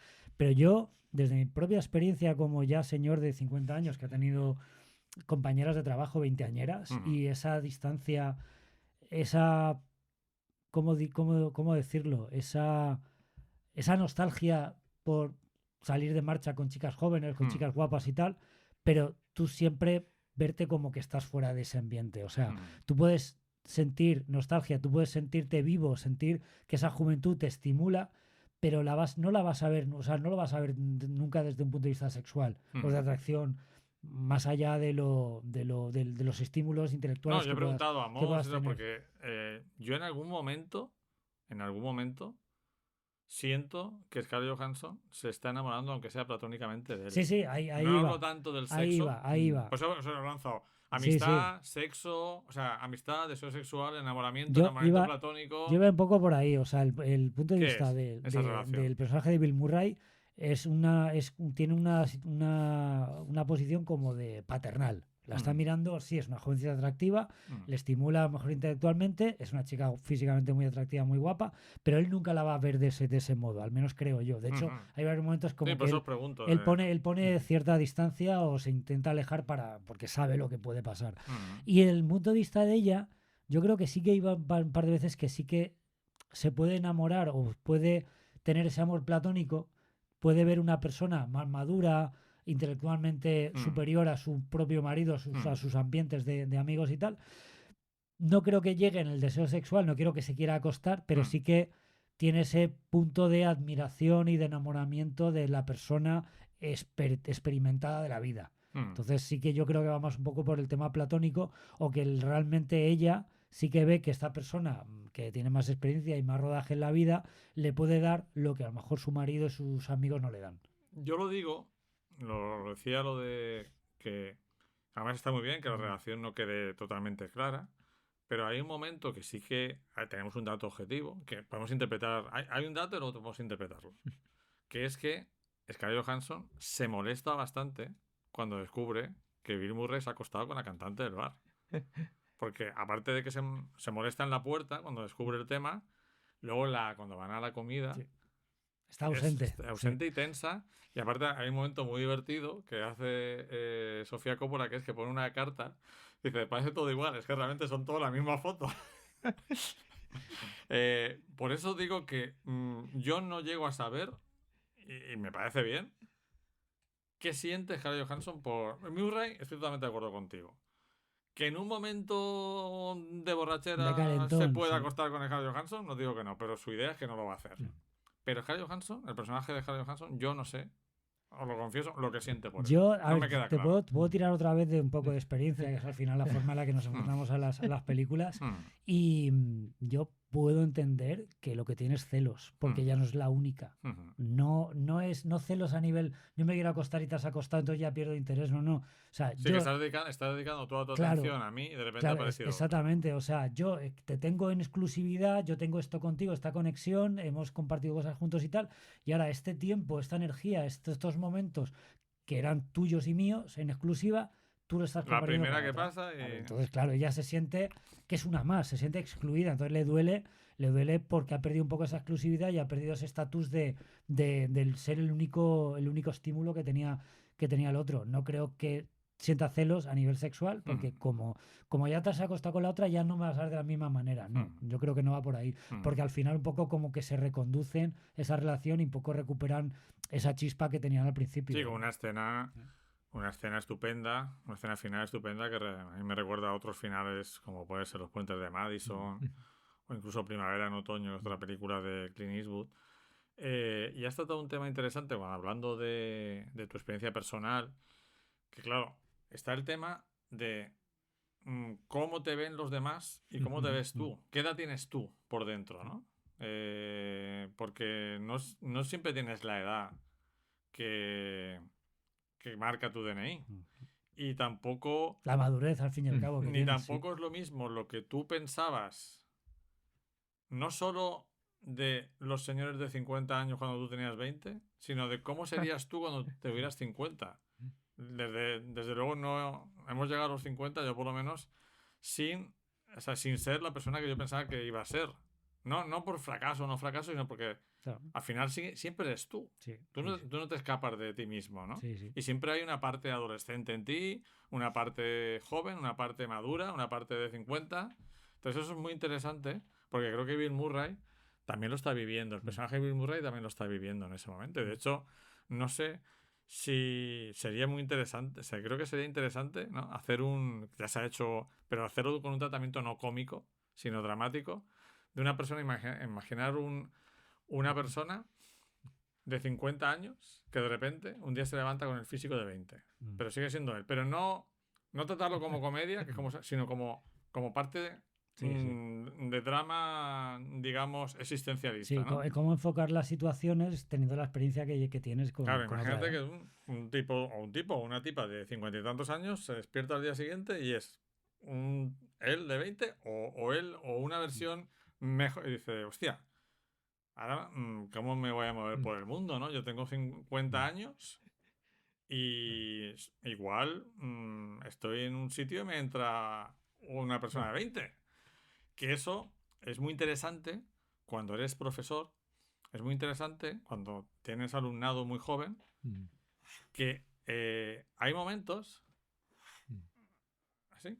Está bien la cortina, hay momentos en los que conectas con esa persona de 19-20, una conexión, me refiero espiritual o intelectual, y es una conexión que se enciende y se apaga, ¿no? Ahora estás conectado, de repente te suelta una cosa de 20 años porque tiene 20 años. Y es como muy curioso, ¿no? Porque tienes que estar todo el tiempo diciendo, o sea, no se me puede olvidar nunca que esta persona tiene 20 años porque a lo mejor me está hablando de una cosa que le está pasando o de una cosa que no entiende de un trabajo. Y dices, claro, para mí es obvio, pero para esa persona no. Pero luego me ha dicho una cosa súper madura. Entonces empiezas a hablarle de manera madura y te das cuenta de que no te está entendiendo. Y es un continuo como entrar y salir de una habitación. Sí, esto dices, es muy interesante porque encaja perfectamente con el propio título de la película, que es Lost in Translation, que puede hablar de Lost in Translation, perdido la traducción de lo que se pierde, un poco el sketch inicial de Bill Murray, cuando está hablando en japonés y hay algo que se pierde por el camino porque dice una verborrea de 5 minutos y luego la traductora le traduce 3 palabras. Dice, ¿seguro ha dicho eso? Lost in Translation, algo se ha perdido en la traducción. Y luego también yo estoy... Momento Santori. Momento Santori. También estoy seguro de que hay un doble sentido con el título de Lost in Translation, perdido en la traducción, de que ellos están Lost in Translation, porque están justo en ese impasse de que a lo mejor ella con 25 años es más madura de la edad que tiene y a lo mejor Bill Murray con 50 pues se siente más joven y se siente que quiere reconectar con una juventud que desapareció y ya no volverá, o que a lo mejor ni siquiera tuvo, y que la aparición de este personaje de Charlotte le puede permitir volver a vivir de nuevo o vivir incluso por primera vez. Entonces esto de que hemos perdido algo por el camino, la película yo creo que lo representa bastante bien. Yo creo que eres un fan de la película. No soy un fan, no me gusta, pero me gusta mucho, pero no tampoco soy un fan. No, yo creo que los habéis contestado también muy bien todo lo que habéis expuesto. Yo creo que habéis conectado perfectamente con lo que quiere Sofía Coppola. Habéis descrito dos personalidades, dos personas totalmente distintas, el señor de 50 años, la mujer de 25, y os habéis contestado. Yo creo que lo capta eso, por eso es tan buena película, por eso yo creo que es una sobresaliente película, porque todos los matices que habéis comentado, yo creo que perfectamente en imágenes lo plasma Sofía Coppola en esos dos personajes, ¿eh? Y yo creo, una cosa que os quiero decir, a ver si estáis de acuerdo, que ellos dos no tienen nada de química cuando están juntos. No sé si, yo creo con intención de Sofía Coppola.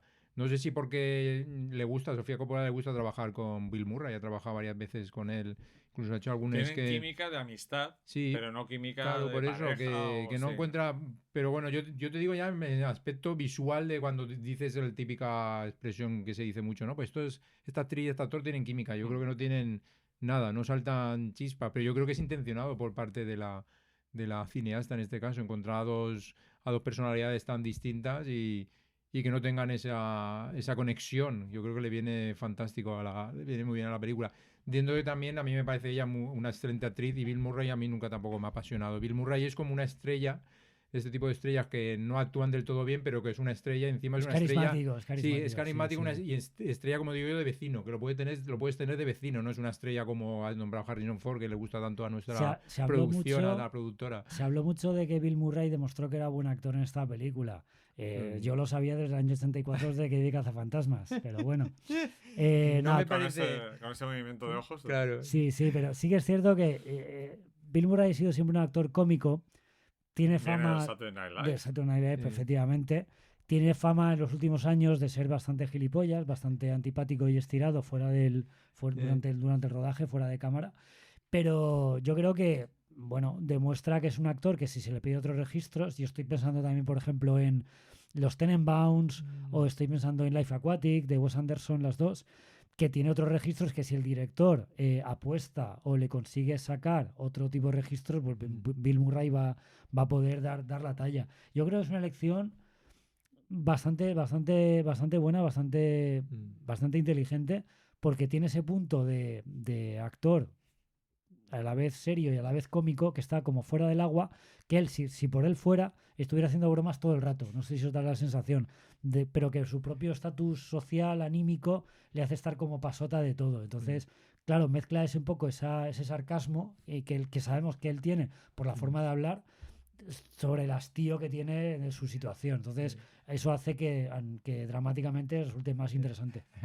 Hombre, la escena de que él está intentando en el gimnasio, ¿no? Con la máquina, con la elíptica, la máquina elíptica que se le va embalando cada vez más y no sabe parar.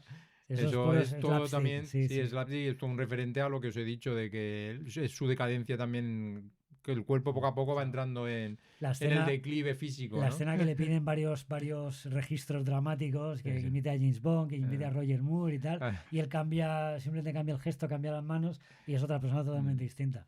A mí me gusta es cómo está Bill Murray en esta peli, porque ya digo, es un actor que me gusta mucho, y esta película hizo un poco que otro tipo de público se lo tomara más en serio. Y Scarlett Johansson está maravillosa y fantástica. Scarlett Johansson, aquí a mí me ha gustado recordarla, porque la vi en su momento la película en el cine, sabía que era buena actriz, pero aquí quizás no está tan bien como en otras películas posteriores, pero sí que es cierto que apuntaba a ser la estrella que ha terminado siendo. A mí sí que me gusta mucho. Pues si queréis pasamos a la última película, que es Near Dark, Los viajeros de la noche, de Kathryn Bigelow, que aquí es donde Antonio ha disfrutado. He disfrutado muchísimo. Como digo, sesión golfa, vampiros, moteros, estética videoclipera. Bueno, aquí me he encontrado en mi salsa. Yo esto la puse digo, porque Antonio necesita un descanso después de tanta intensidad. Bueno, la película es... Al final se dice, esta película es muy ochentera, cierto, pero es verdad que hay diferentes tipos de cine ochentero. No todo el cine ochentero es igual, esto no tiene nada que ver con Risky Business. Nada. Pero sí que tiene que ver con jóvenes ocultos. Con jóvenes ocultos, precisamente. Incluso con aliens. Exacto. Que sale en la película, por cierto. Sí. La película es de, como decía, de Kathryn Bigelow. Y nada, nos presenta una historia moderna de vampiros en un ambiente Tex-Mex. Sí, una familia, es una familia un poco disfuncional. Sí. Bueno, ahora hablaremos disfuncional o idílica, porque dentro de su propia problemática... Bueno, tiene sus discusiones. Sí, pero yo creo que lo presenta. Esto es interesante porque hace poco también he visto Jóvenes Ocultos y he entrevistado con el vampiro, que la mencionó David para el anterior programa, que al final no la incluimos, pero yo la vi por mi cuenta. Y la forma de entender a los vampiros como una familia problemática o no, y la forma de entender las relaciones entre ellos y de dentro a afuera, yo creo que es bastante interesante. Y esta película tiene mucho de peli familiar, de peli que entre ellos se respetan, se quieren, pero claro, son unos monstruos vampiros y una persona externa los va a ver como lo que son. Pero entre ellos como que se respetan y se quieren bastante. Me ha llamado la atención. Tenemos ahí está representado el vampiro muy joven, casi niño, que sería un poco en versión masculina la Kirsten Dunst de Entrevista con el vampiro, que quiere una pareja, ¿no? Y bueno, la película podemos analizar varios aspectos o ponerla en un nivel de valoración de calidad, pero creo que lo que tiene que ver con la dirección y la puesta en escena, incluso la dirección de actores, es inapelable. Sí. A mí me pasa casi siempre con Kathryn Bigelow. Hay excepciones, pero lo que me suele ocurrir es que me encanta cómo filma, pero no me suele interesar lo que me cuenta. O sea, por ejemplo, Hurt Locker, que ganó el Oscar y tal, me parece un prodigio, pero a mí no me interesa nada. Una película de desactivadores de bombas, a priori no me interesa. Hay películas, hay directores que consiguen que lo que no me interesa a priori me interese, pero con Kathryn Bigelow, si no me interesa lo que me cuenta, ella no consigue que me interese. Hay películas que sí que me interesan, La noche más oscura, Una casa llena de dinamita, Detroit. Pero a mí esta película la disfruto como una cosa cinemática. Sí. Como una pasada de imágenes, pero la historia en sí no está mal, pero tampoco me interesa mucho. Esto, lo que dices es clave porque engancha con lo que has dicho al principio del cine de los 80. El cine de los 80 era pura estética, por encima era más... Y cinemática. Y cinemática, sí. Entonces, o sea, tenía mucho cuidado al impacto visual, a la forma del tratamiento de las imágenes, que fuera todo un montaje acelerado, que gustara a los adolescentes para que vayan al cine y tal. Pero luego las películas podían tener más o menos alma, más o menos historias interesantes que contar. Y es cierto que la trama se puede resumir en 2 frases, que es un poco la historia de estos vampiros, que cómo entienden la vida y tal. La analogía con las drogas, el vampirismo con las drogas es bastante evidente, porque son adictos a la sangre, igual que un yonki es adicto a las drogas. Pero claro, una vez que tenemos este género que es como es el cine de vampiros, con la analogía de las drogas, que los 80 estaban de moda, estaban en todas partes, ¿cómo enfrentamos esa película? Pues que sea visualmente impactante. Le hacemos un ejercicio de estilo, donde todo sea visualmente atractivo, y yo creo que aquí hay el mérito más grande que tiene la película es la ambientación y la atmósfera que consigue. La atmósfera, o sea, que sea una película que está ambientada en la noche y que la noche sea tan protagonista como los vampiros, me parece algo a tener en cuenta y a destacar. Estoy pensando en la imagen icónica de las siluetas de ella recortada entre una luz, unas nieblas en lo alto de una colina y tal. Yo creo que es una imagen icónica, y toda la película es así. Toda la película es impacto visual, uno tras de otro, el estilo visual por encima de todo. Y independiente de que nos pueda gustar más o menos la historia, la dirección es impecable, la dirección artística también es impecable, y yo creo que nos quedamos con eso. Totalmente. Tú estás viendo esta película y hay muchas películas de la época que te pueden gustar por la historia, por los actores, pero no tienen una personalidad propia visual. Esta película es tan compacta en su aspecto visual que todo encaja y todo está cuidado al mínimo detalle, y estás viendo una película que parece estar hecha con cine digital, pero bueno. Es decir, dice, hostia, ¿cómo hizo esto en el año 86 con esta estética tan brutal, con esas escenas de tiroteos, de persecuciones? Además, ese contraste de la luz y la sombra, lo bien que... O sea, las películas de hoy en día muchas veces nos cuesta distinguir, y hay un contraste perfecto entre luz y sombra, y todo se ve y se entiende, y cada plano es el correcto para lo que quiere contar, que dices, chapó, Catherine Bigelow. Es decir, lo que cuentas no es que no me interese, pero tampoco me flipa, pero una pasada. Desde el principio, desde la primera secuencia. Y es su segunda película y su primera película en solitario, porque la primera creo que es codirigida con alguien, y esta es su ópera prima. Que la primera película es Loveless, ¿no? Sí, que creo que le gustaba mucho al crítico cubano que era Guillermo Cabrera Infante. Sí, era una película que le gustaba mucho. Le gustaba, según aquí el Film Affinity, está codirigida por alguien. Yo estoy de acuerdo en esto de los planos, pero yo creo que se nota que es una ópera prima. Es decir, que visualmente muy poderosa, sabe lo que tú has dicho, poner el plano adecuado, pero aquí le faltó, creo, algún montador mejor. Yo hubiera empezado la historia, por ejemplo, justo en el momento que él llega por primera vez por primera vez en la película, me refiero, a su hogar, a la granja, y ocurre lo que ocurre, que es como secuestrado. Entonces yo hubiera hecho un flashback a partir de ahí y no empezar. La historia empieza floja. Primero mata un mosquito y luego intenta lo de la posible historia de amor, de cómo está con sus amigos, ve a la chica, la historia empieza bastante mal. Yo hubiera hecho un flashback y entonces hubiera ganado mucho más, introduciendo también que le da mucha importancia aquí a la historia, porque son dos historias. Por un lado está la familia de vampiros, pero por otro lado está su familia, la familia del protagonista, que está formada por un padre y su hermana pequeña, muy pequeña, bastante pequeña, con ausencia de la figura materna, en este caso no la madre, o ha fallecido o no sabemos lo que le pasa. Entonces yo creo que ahí le faltó contratar a lo mejor a una montadora o algún montador más impactante que le hubiera corregido ciertos aspectos del montaje, al igual que yo creo, no sé si lo sabrá Antonio o no, que yo creo que hay unos planos que están cortados. Me refiero que el montaje, que hay mucho más grabado de lo que yo creo que Catherine hubiera querido meter un pelín más cosas, porque hay alguna secuencia que se pasa enseguida de la familia del vampiro a la familia de él, y eso me chirría un poco. No hay que perder de vista que Catherine Bigelow en aquella época era la mujer de James Cameron. Hemos mencionado un poco de pasada que la conexión con Aliens es porque la mitad de los protagonistas ya salían en Aliens: El regreso de James Cameron. Y sale en el cine, y sale en la marquesina del cine de esta película. Pues nada, efectivamente la película no escribió el guión pensando en sus actores, pero James Cameron los conocía y los presentó a Catherine Bigelow y encajan bastante bien en el papel, en especial el personaje de Bill Paxton, que a mí me encanta.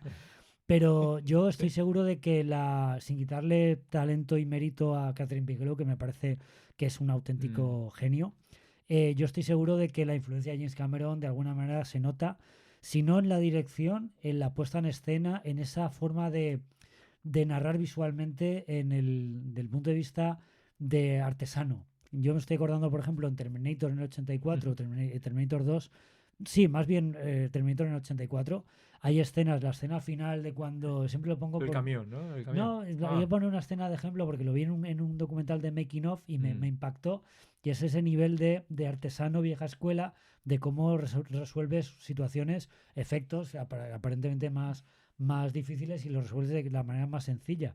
Hay un momento al final de Terminator que cuando está Sarah Connor luchando contra el Terminator en la fábrica, el Terminator acaba con la cabeza prensada en una prensa. Pues en la escena, cuando está prensando el cráneo del Terminator, la lucecita se apaga y hay un humo que está por ahí pues presente alrededor y tal. Pues parece ser que la prensa eran 2 cajas de cartón pintadas con spray, la lucecita era una bombilla que iban apagando poco a poco y el humo que aparece en esa escena era el James Cameron o alguien de efectos especiales fumando y tirando humo a la cámara para dar ese efecto.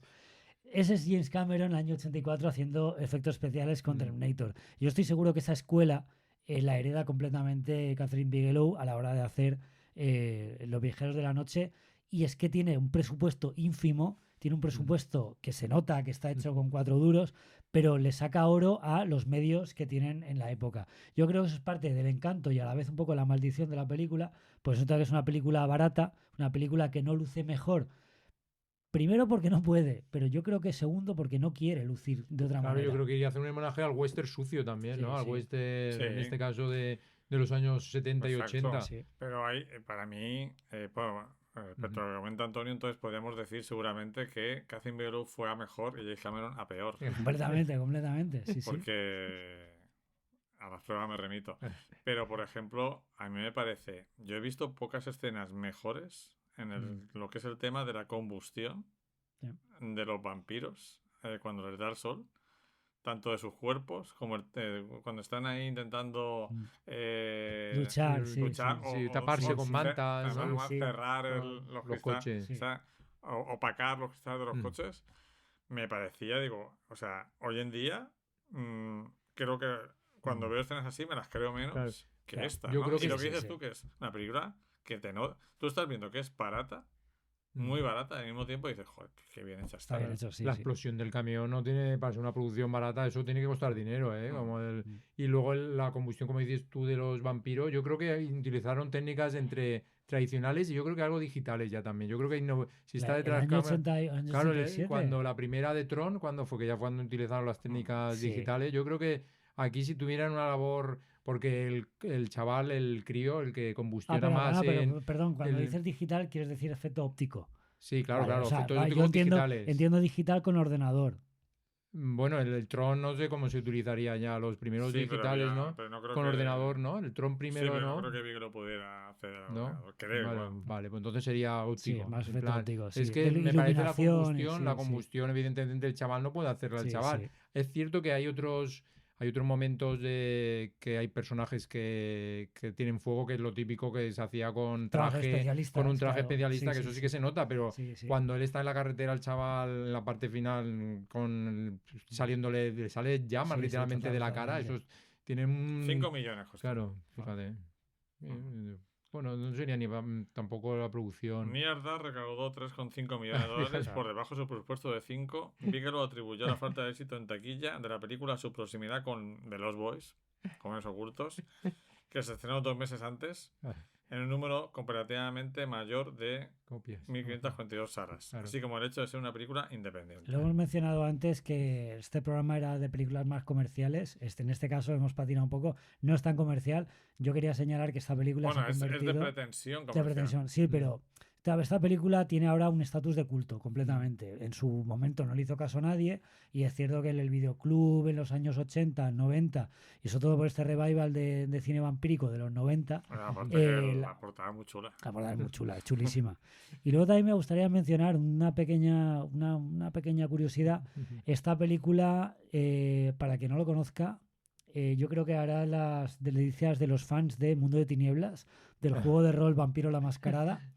Porque la familia de vampiros yo creo que encaja perfectamente con el clan Bruja, que a cualquiera que haya leído las novelas de Mundo de Tinieblas o haya jugado a Vampiro la Mascarada, uno de los clanes vampiros más chulos son el clan Bruja, que estos vampiros encajan perfectamente, estos vampiros callejeros, urbanos, moteros.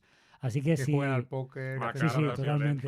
Que de alguna manera conectáis con Mundo de Tinieblas y Vampiro la Mascarada, esta película os va a hacer, os va a tocar la patata. Porque los vampiros son descarnados, no son unos vampiros románticos y tal, no, o sea, son bestias pardas. Él supuestamente estuvo en el ejército de secesión, ¿no? En el ejército del sur, de la guerra civil estadounidense. Para que te hagas una idea. Lo que está bien es también cómo está estructurada a través de las tres grandes escenas o secuencias de acción, ¿no? Sería secuencia de acción la del bar, luego sería la de que ellos se quedan encerrados en el motel y finalmente la del camión junto con la liberación de la hermana pequeña.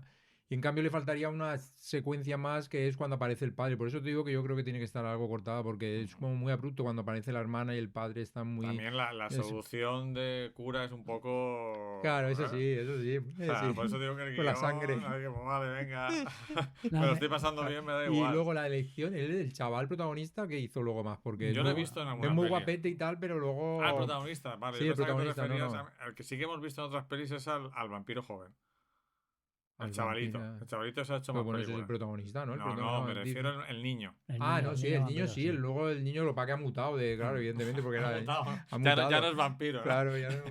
Pero el protagonista es verdad que es muy guapete, muy tal, pero luego un poco inexpresivo. Sí. Yo me quedo... más flojo. Creo que es mucho mejor actriz la chica, la que lo transforma. Además es muy interesante el hecho de que hay vampiros viejos y vampiros jóvenes. Y los vampiros viejos están como más quemados. Claro, exactamente, sí. La vampira joven tiene un punto todavía romántico, ¿no? Yo ya lo he dicho antes, el trío protagonista, o sea, los vampiros que me han llamado la atención es Jenna Goldstein, la chica, que fue la Marine en Aliens al Regreso, que luego fue la madre de John Connor en Terminator 2. Esa actriz, es una actriz muy buena y está en todas las películas de James Cameron haciendo papeles que no tienen nada que ver unos con otros, pero la actriz es la misma. Me llama mucho la atención. Pero una presencia además que llena la pantalla. Sí, completamente. Luego está Bill Paxton, ya lo he mencionado, el Hicks en Aliens, también estuvo en Terminator. Y luego aquí está Lance Henriksen, que hace del patriarca vampiro, de antiguo soldado confederado en la Guerra Civil Americana, que me parece también un papelón. Y luego decir que la estética que llevan ellos, con esas chupas de cuero, esas gabardinas que conecta con el western completamente, a mí es lo que más me flipa de la película. Por supuesto, sin dejar de lado lo que hemos mencionado de la ambientación, las texturas y la atmósfera que consigue la directora. Bueno, lleva hasta espuelas, ¿no? Llevan hasta espuelas en las botas. El personaje de Bill Paxton que se lo pasa. Yo creo que esta película te entra por los ojos, tiene una dirección impecable, independiente de que te guste más o menos como road movie, como peli de vampiros, aunque la temática vampira la trata bastante bien. Yo creo que es una pieza clave para entender el cine vampírico, aunque no explica las reglas como en otras películas. Es una buena muestra. Y cualquiera que no la conozca y se quiera acercar a la filmografía de Catherine Bigelow, por sus entregas recientes que ha hecho más conocidas, las primeras películas de Catherine Bigelow son bastante estimables. Pues ha llegado el momento, si no queréis decir nada más, de ponerlas en orden, como siempre, orden de preferencia. Estaba mirando la filmografía. Yo pensaba que había salido más el chavalín, el más niño de vampiro. Y hasta ahora ha sido director del exorcismo de George Stone, la de Russell Crowe. Ah, sí, es el director. Es el director de esa, que a lo mejor se reserva hasta un pequeño papel. Pues nada, como os digo, ha llegado el momento de ponerlas en orden de preferencia de menor a mayor. De menor a mayor. La que menos te gusta y la que más te gusta. Me da igual quién empieza o si quieres empiezo yo. Bueno, tú como siempre el último, Luis. Yo pondría dentro que son todas muy estimables, pero quizá por la cinematográficamente hablando empezaría cuando las mujeres pararon Islandia, sería la menor. Después Los viajeros de la noche. Después Not a Pretty Picture. ¿En serio? Luego Lost Destination y la primera de todas la pondría La felicidad. No has puesto Lost Destination, no la primera, sorpresa. No, sí. Me gusta más. Pues nada, yo voy a hacer algún par de cambios a tu lista. Yo voy a decir la que menos me ha gustado o la que menos impacto me ha causado es el documental de cuando las mujeres pararon Islandia. Luego pondría La felicidad, que me ha parecido muy estimable, muy interesante, pero digamos que me ha impactado menos. Luego pondría Lost in Translation. No lo he dicho, no conecto mucho con el cine de Sofía Coppola, entiendo lo que quiere hacer muchas veces, pero quizá la forma algo pedante de rodar es lo que me tira para atrás, pero el mensaje de esta película me gusta. Y luego pondría como mi segunda favorita Not a Pretty Pictures. Me parece una película impactante, muy necesaria, muy valiente y muy original. Y la mejor, Near Dark, Los viajeros de la noche, porque el trabajo de la directora, estética por encima de continente, por encima de contenido, es lo que a mí me llama la atención. Y creo que como labor de directora de todas las películas es la que me parece, junto con Not a Pretty Pictures, la más destacable. Bueno, yo estoy una mezcla entre los dos. Coincido con vosotros en la quinta posición con el documental, cuando las mujeres pararon en Islandia. En cuarto lugar pondría Lost in Translation. En tercer lugar, Los viajeros de la noche. En segundo, Not the Pretty Picture. Y en primero, La felicidad, porque es la película que más me ha perturbado. Entonces eso yo lo valoro mucho. Cuando has visto mucho cine, que una película todavía digas... Que te sorprenda, que te saque tu zona de confort, ¿verdad? Sí, no, sí. Porque yo, o sea, he terminado y digo... Hostia... si esta película le dije Jean-Claude Marker, digo, menuda machurada, ¿no? Pero no, la dije en espalda, tengo que pensar. Aquí hay algo detrás, ¿no? Tiene un mensaje soterrado, o incluso no soterrado, sino que visualmente al final, en este caso hablando de contenido, ¿no? También lo has asimilado al final. Ha sido receptivo. Muy bien, pues espero que hayáis disfrutado de este podcast y creo que el próximo mes le toca a Antonio. Sí, ya me estoy pensando... ¿Tienes ya maldades con las que torturarnos? Alguna pensaré. Todavía no he pensado, las pensaré todavía. Pero no, este programa no te ha provocado ansia de venganza, ¿no? No, en absoluto. De hecho, ya digo que agradezco las propuestas porque no solo que me saquen mi zona de confort, también habéis puesto encima de la mesa unas películas dirigidas por mujeres, algunas ya las conocía, yo soy muy fan de Catherine Bigelow como directora y había otras directoras que había que reivindicar y había películas que descubrir, por supuesto. El año que viene, si seguimos haciendo el podcast, estamos todos sanos y bien y tal, para marzo si me toca, o en general, lo voy a hacer de cineastas negras. Bueno, muy bien. Muy ya bien. Más concreto. Iré bien. Viendo películas por si acaso hay alguna.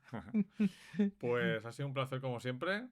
¿Nos recuerdas, Antonio, dónde se puede escuchar el programa? Sí, como siempre, agradecer que nos hayáis escuchado, que hayáis llegado al final, esos que os interesan las películas o os interesan lo que tenemos que decir, o a lo mejor las dos cosas. Así que podéis dejarnos comentarios sobre qué os han parecido las películas, si estáis de acuerdo o no.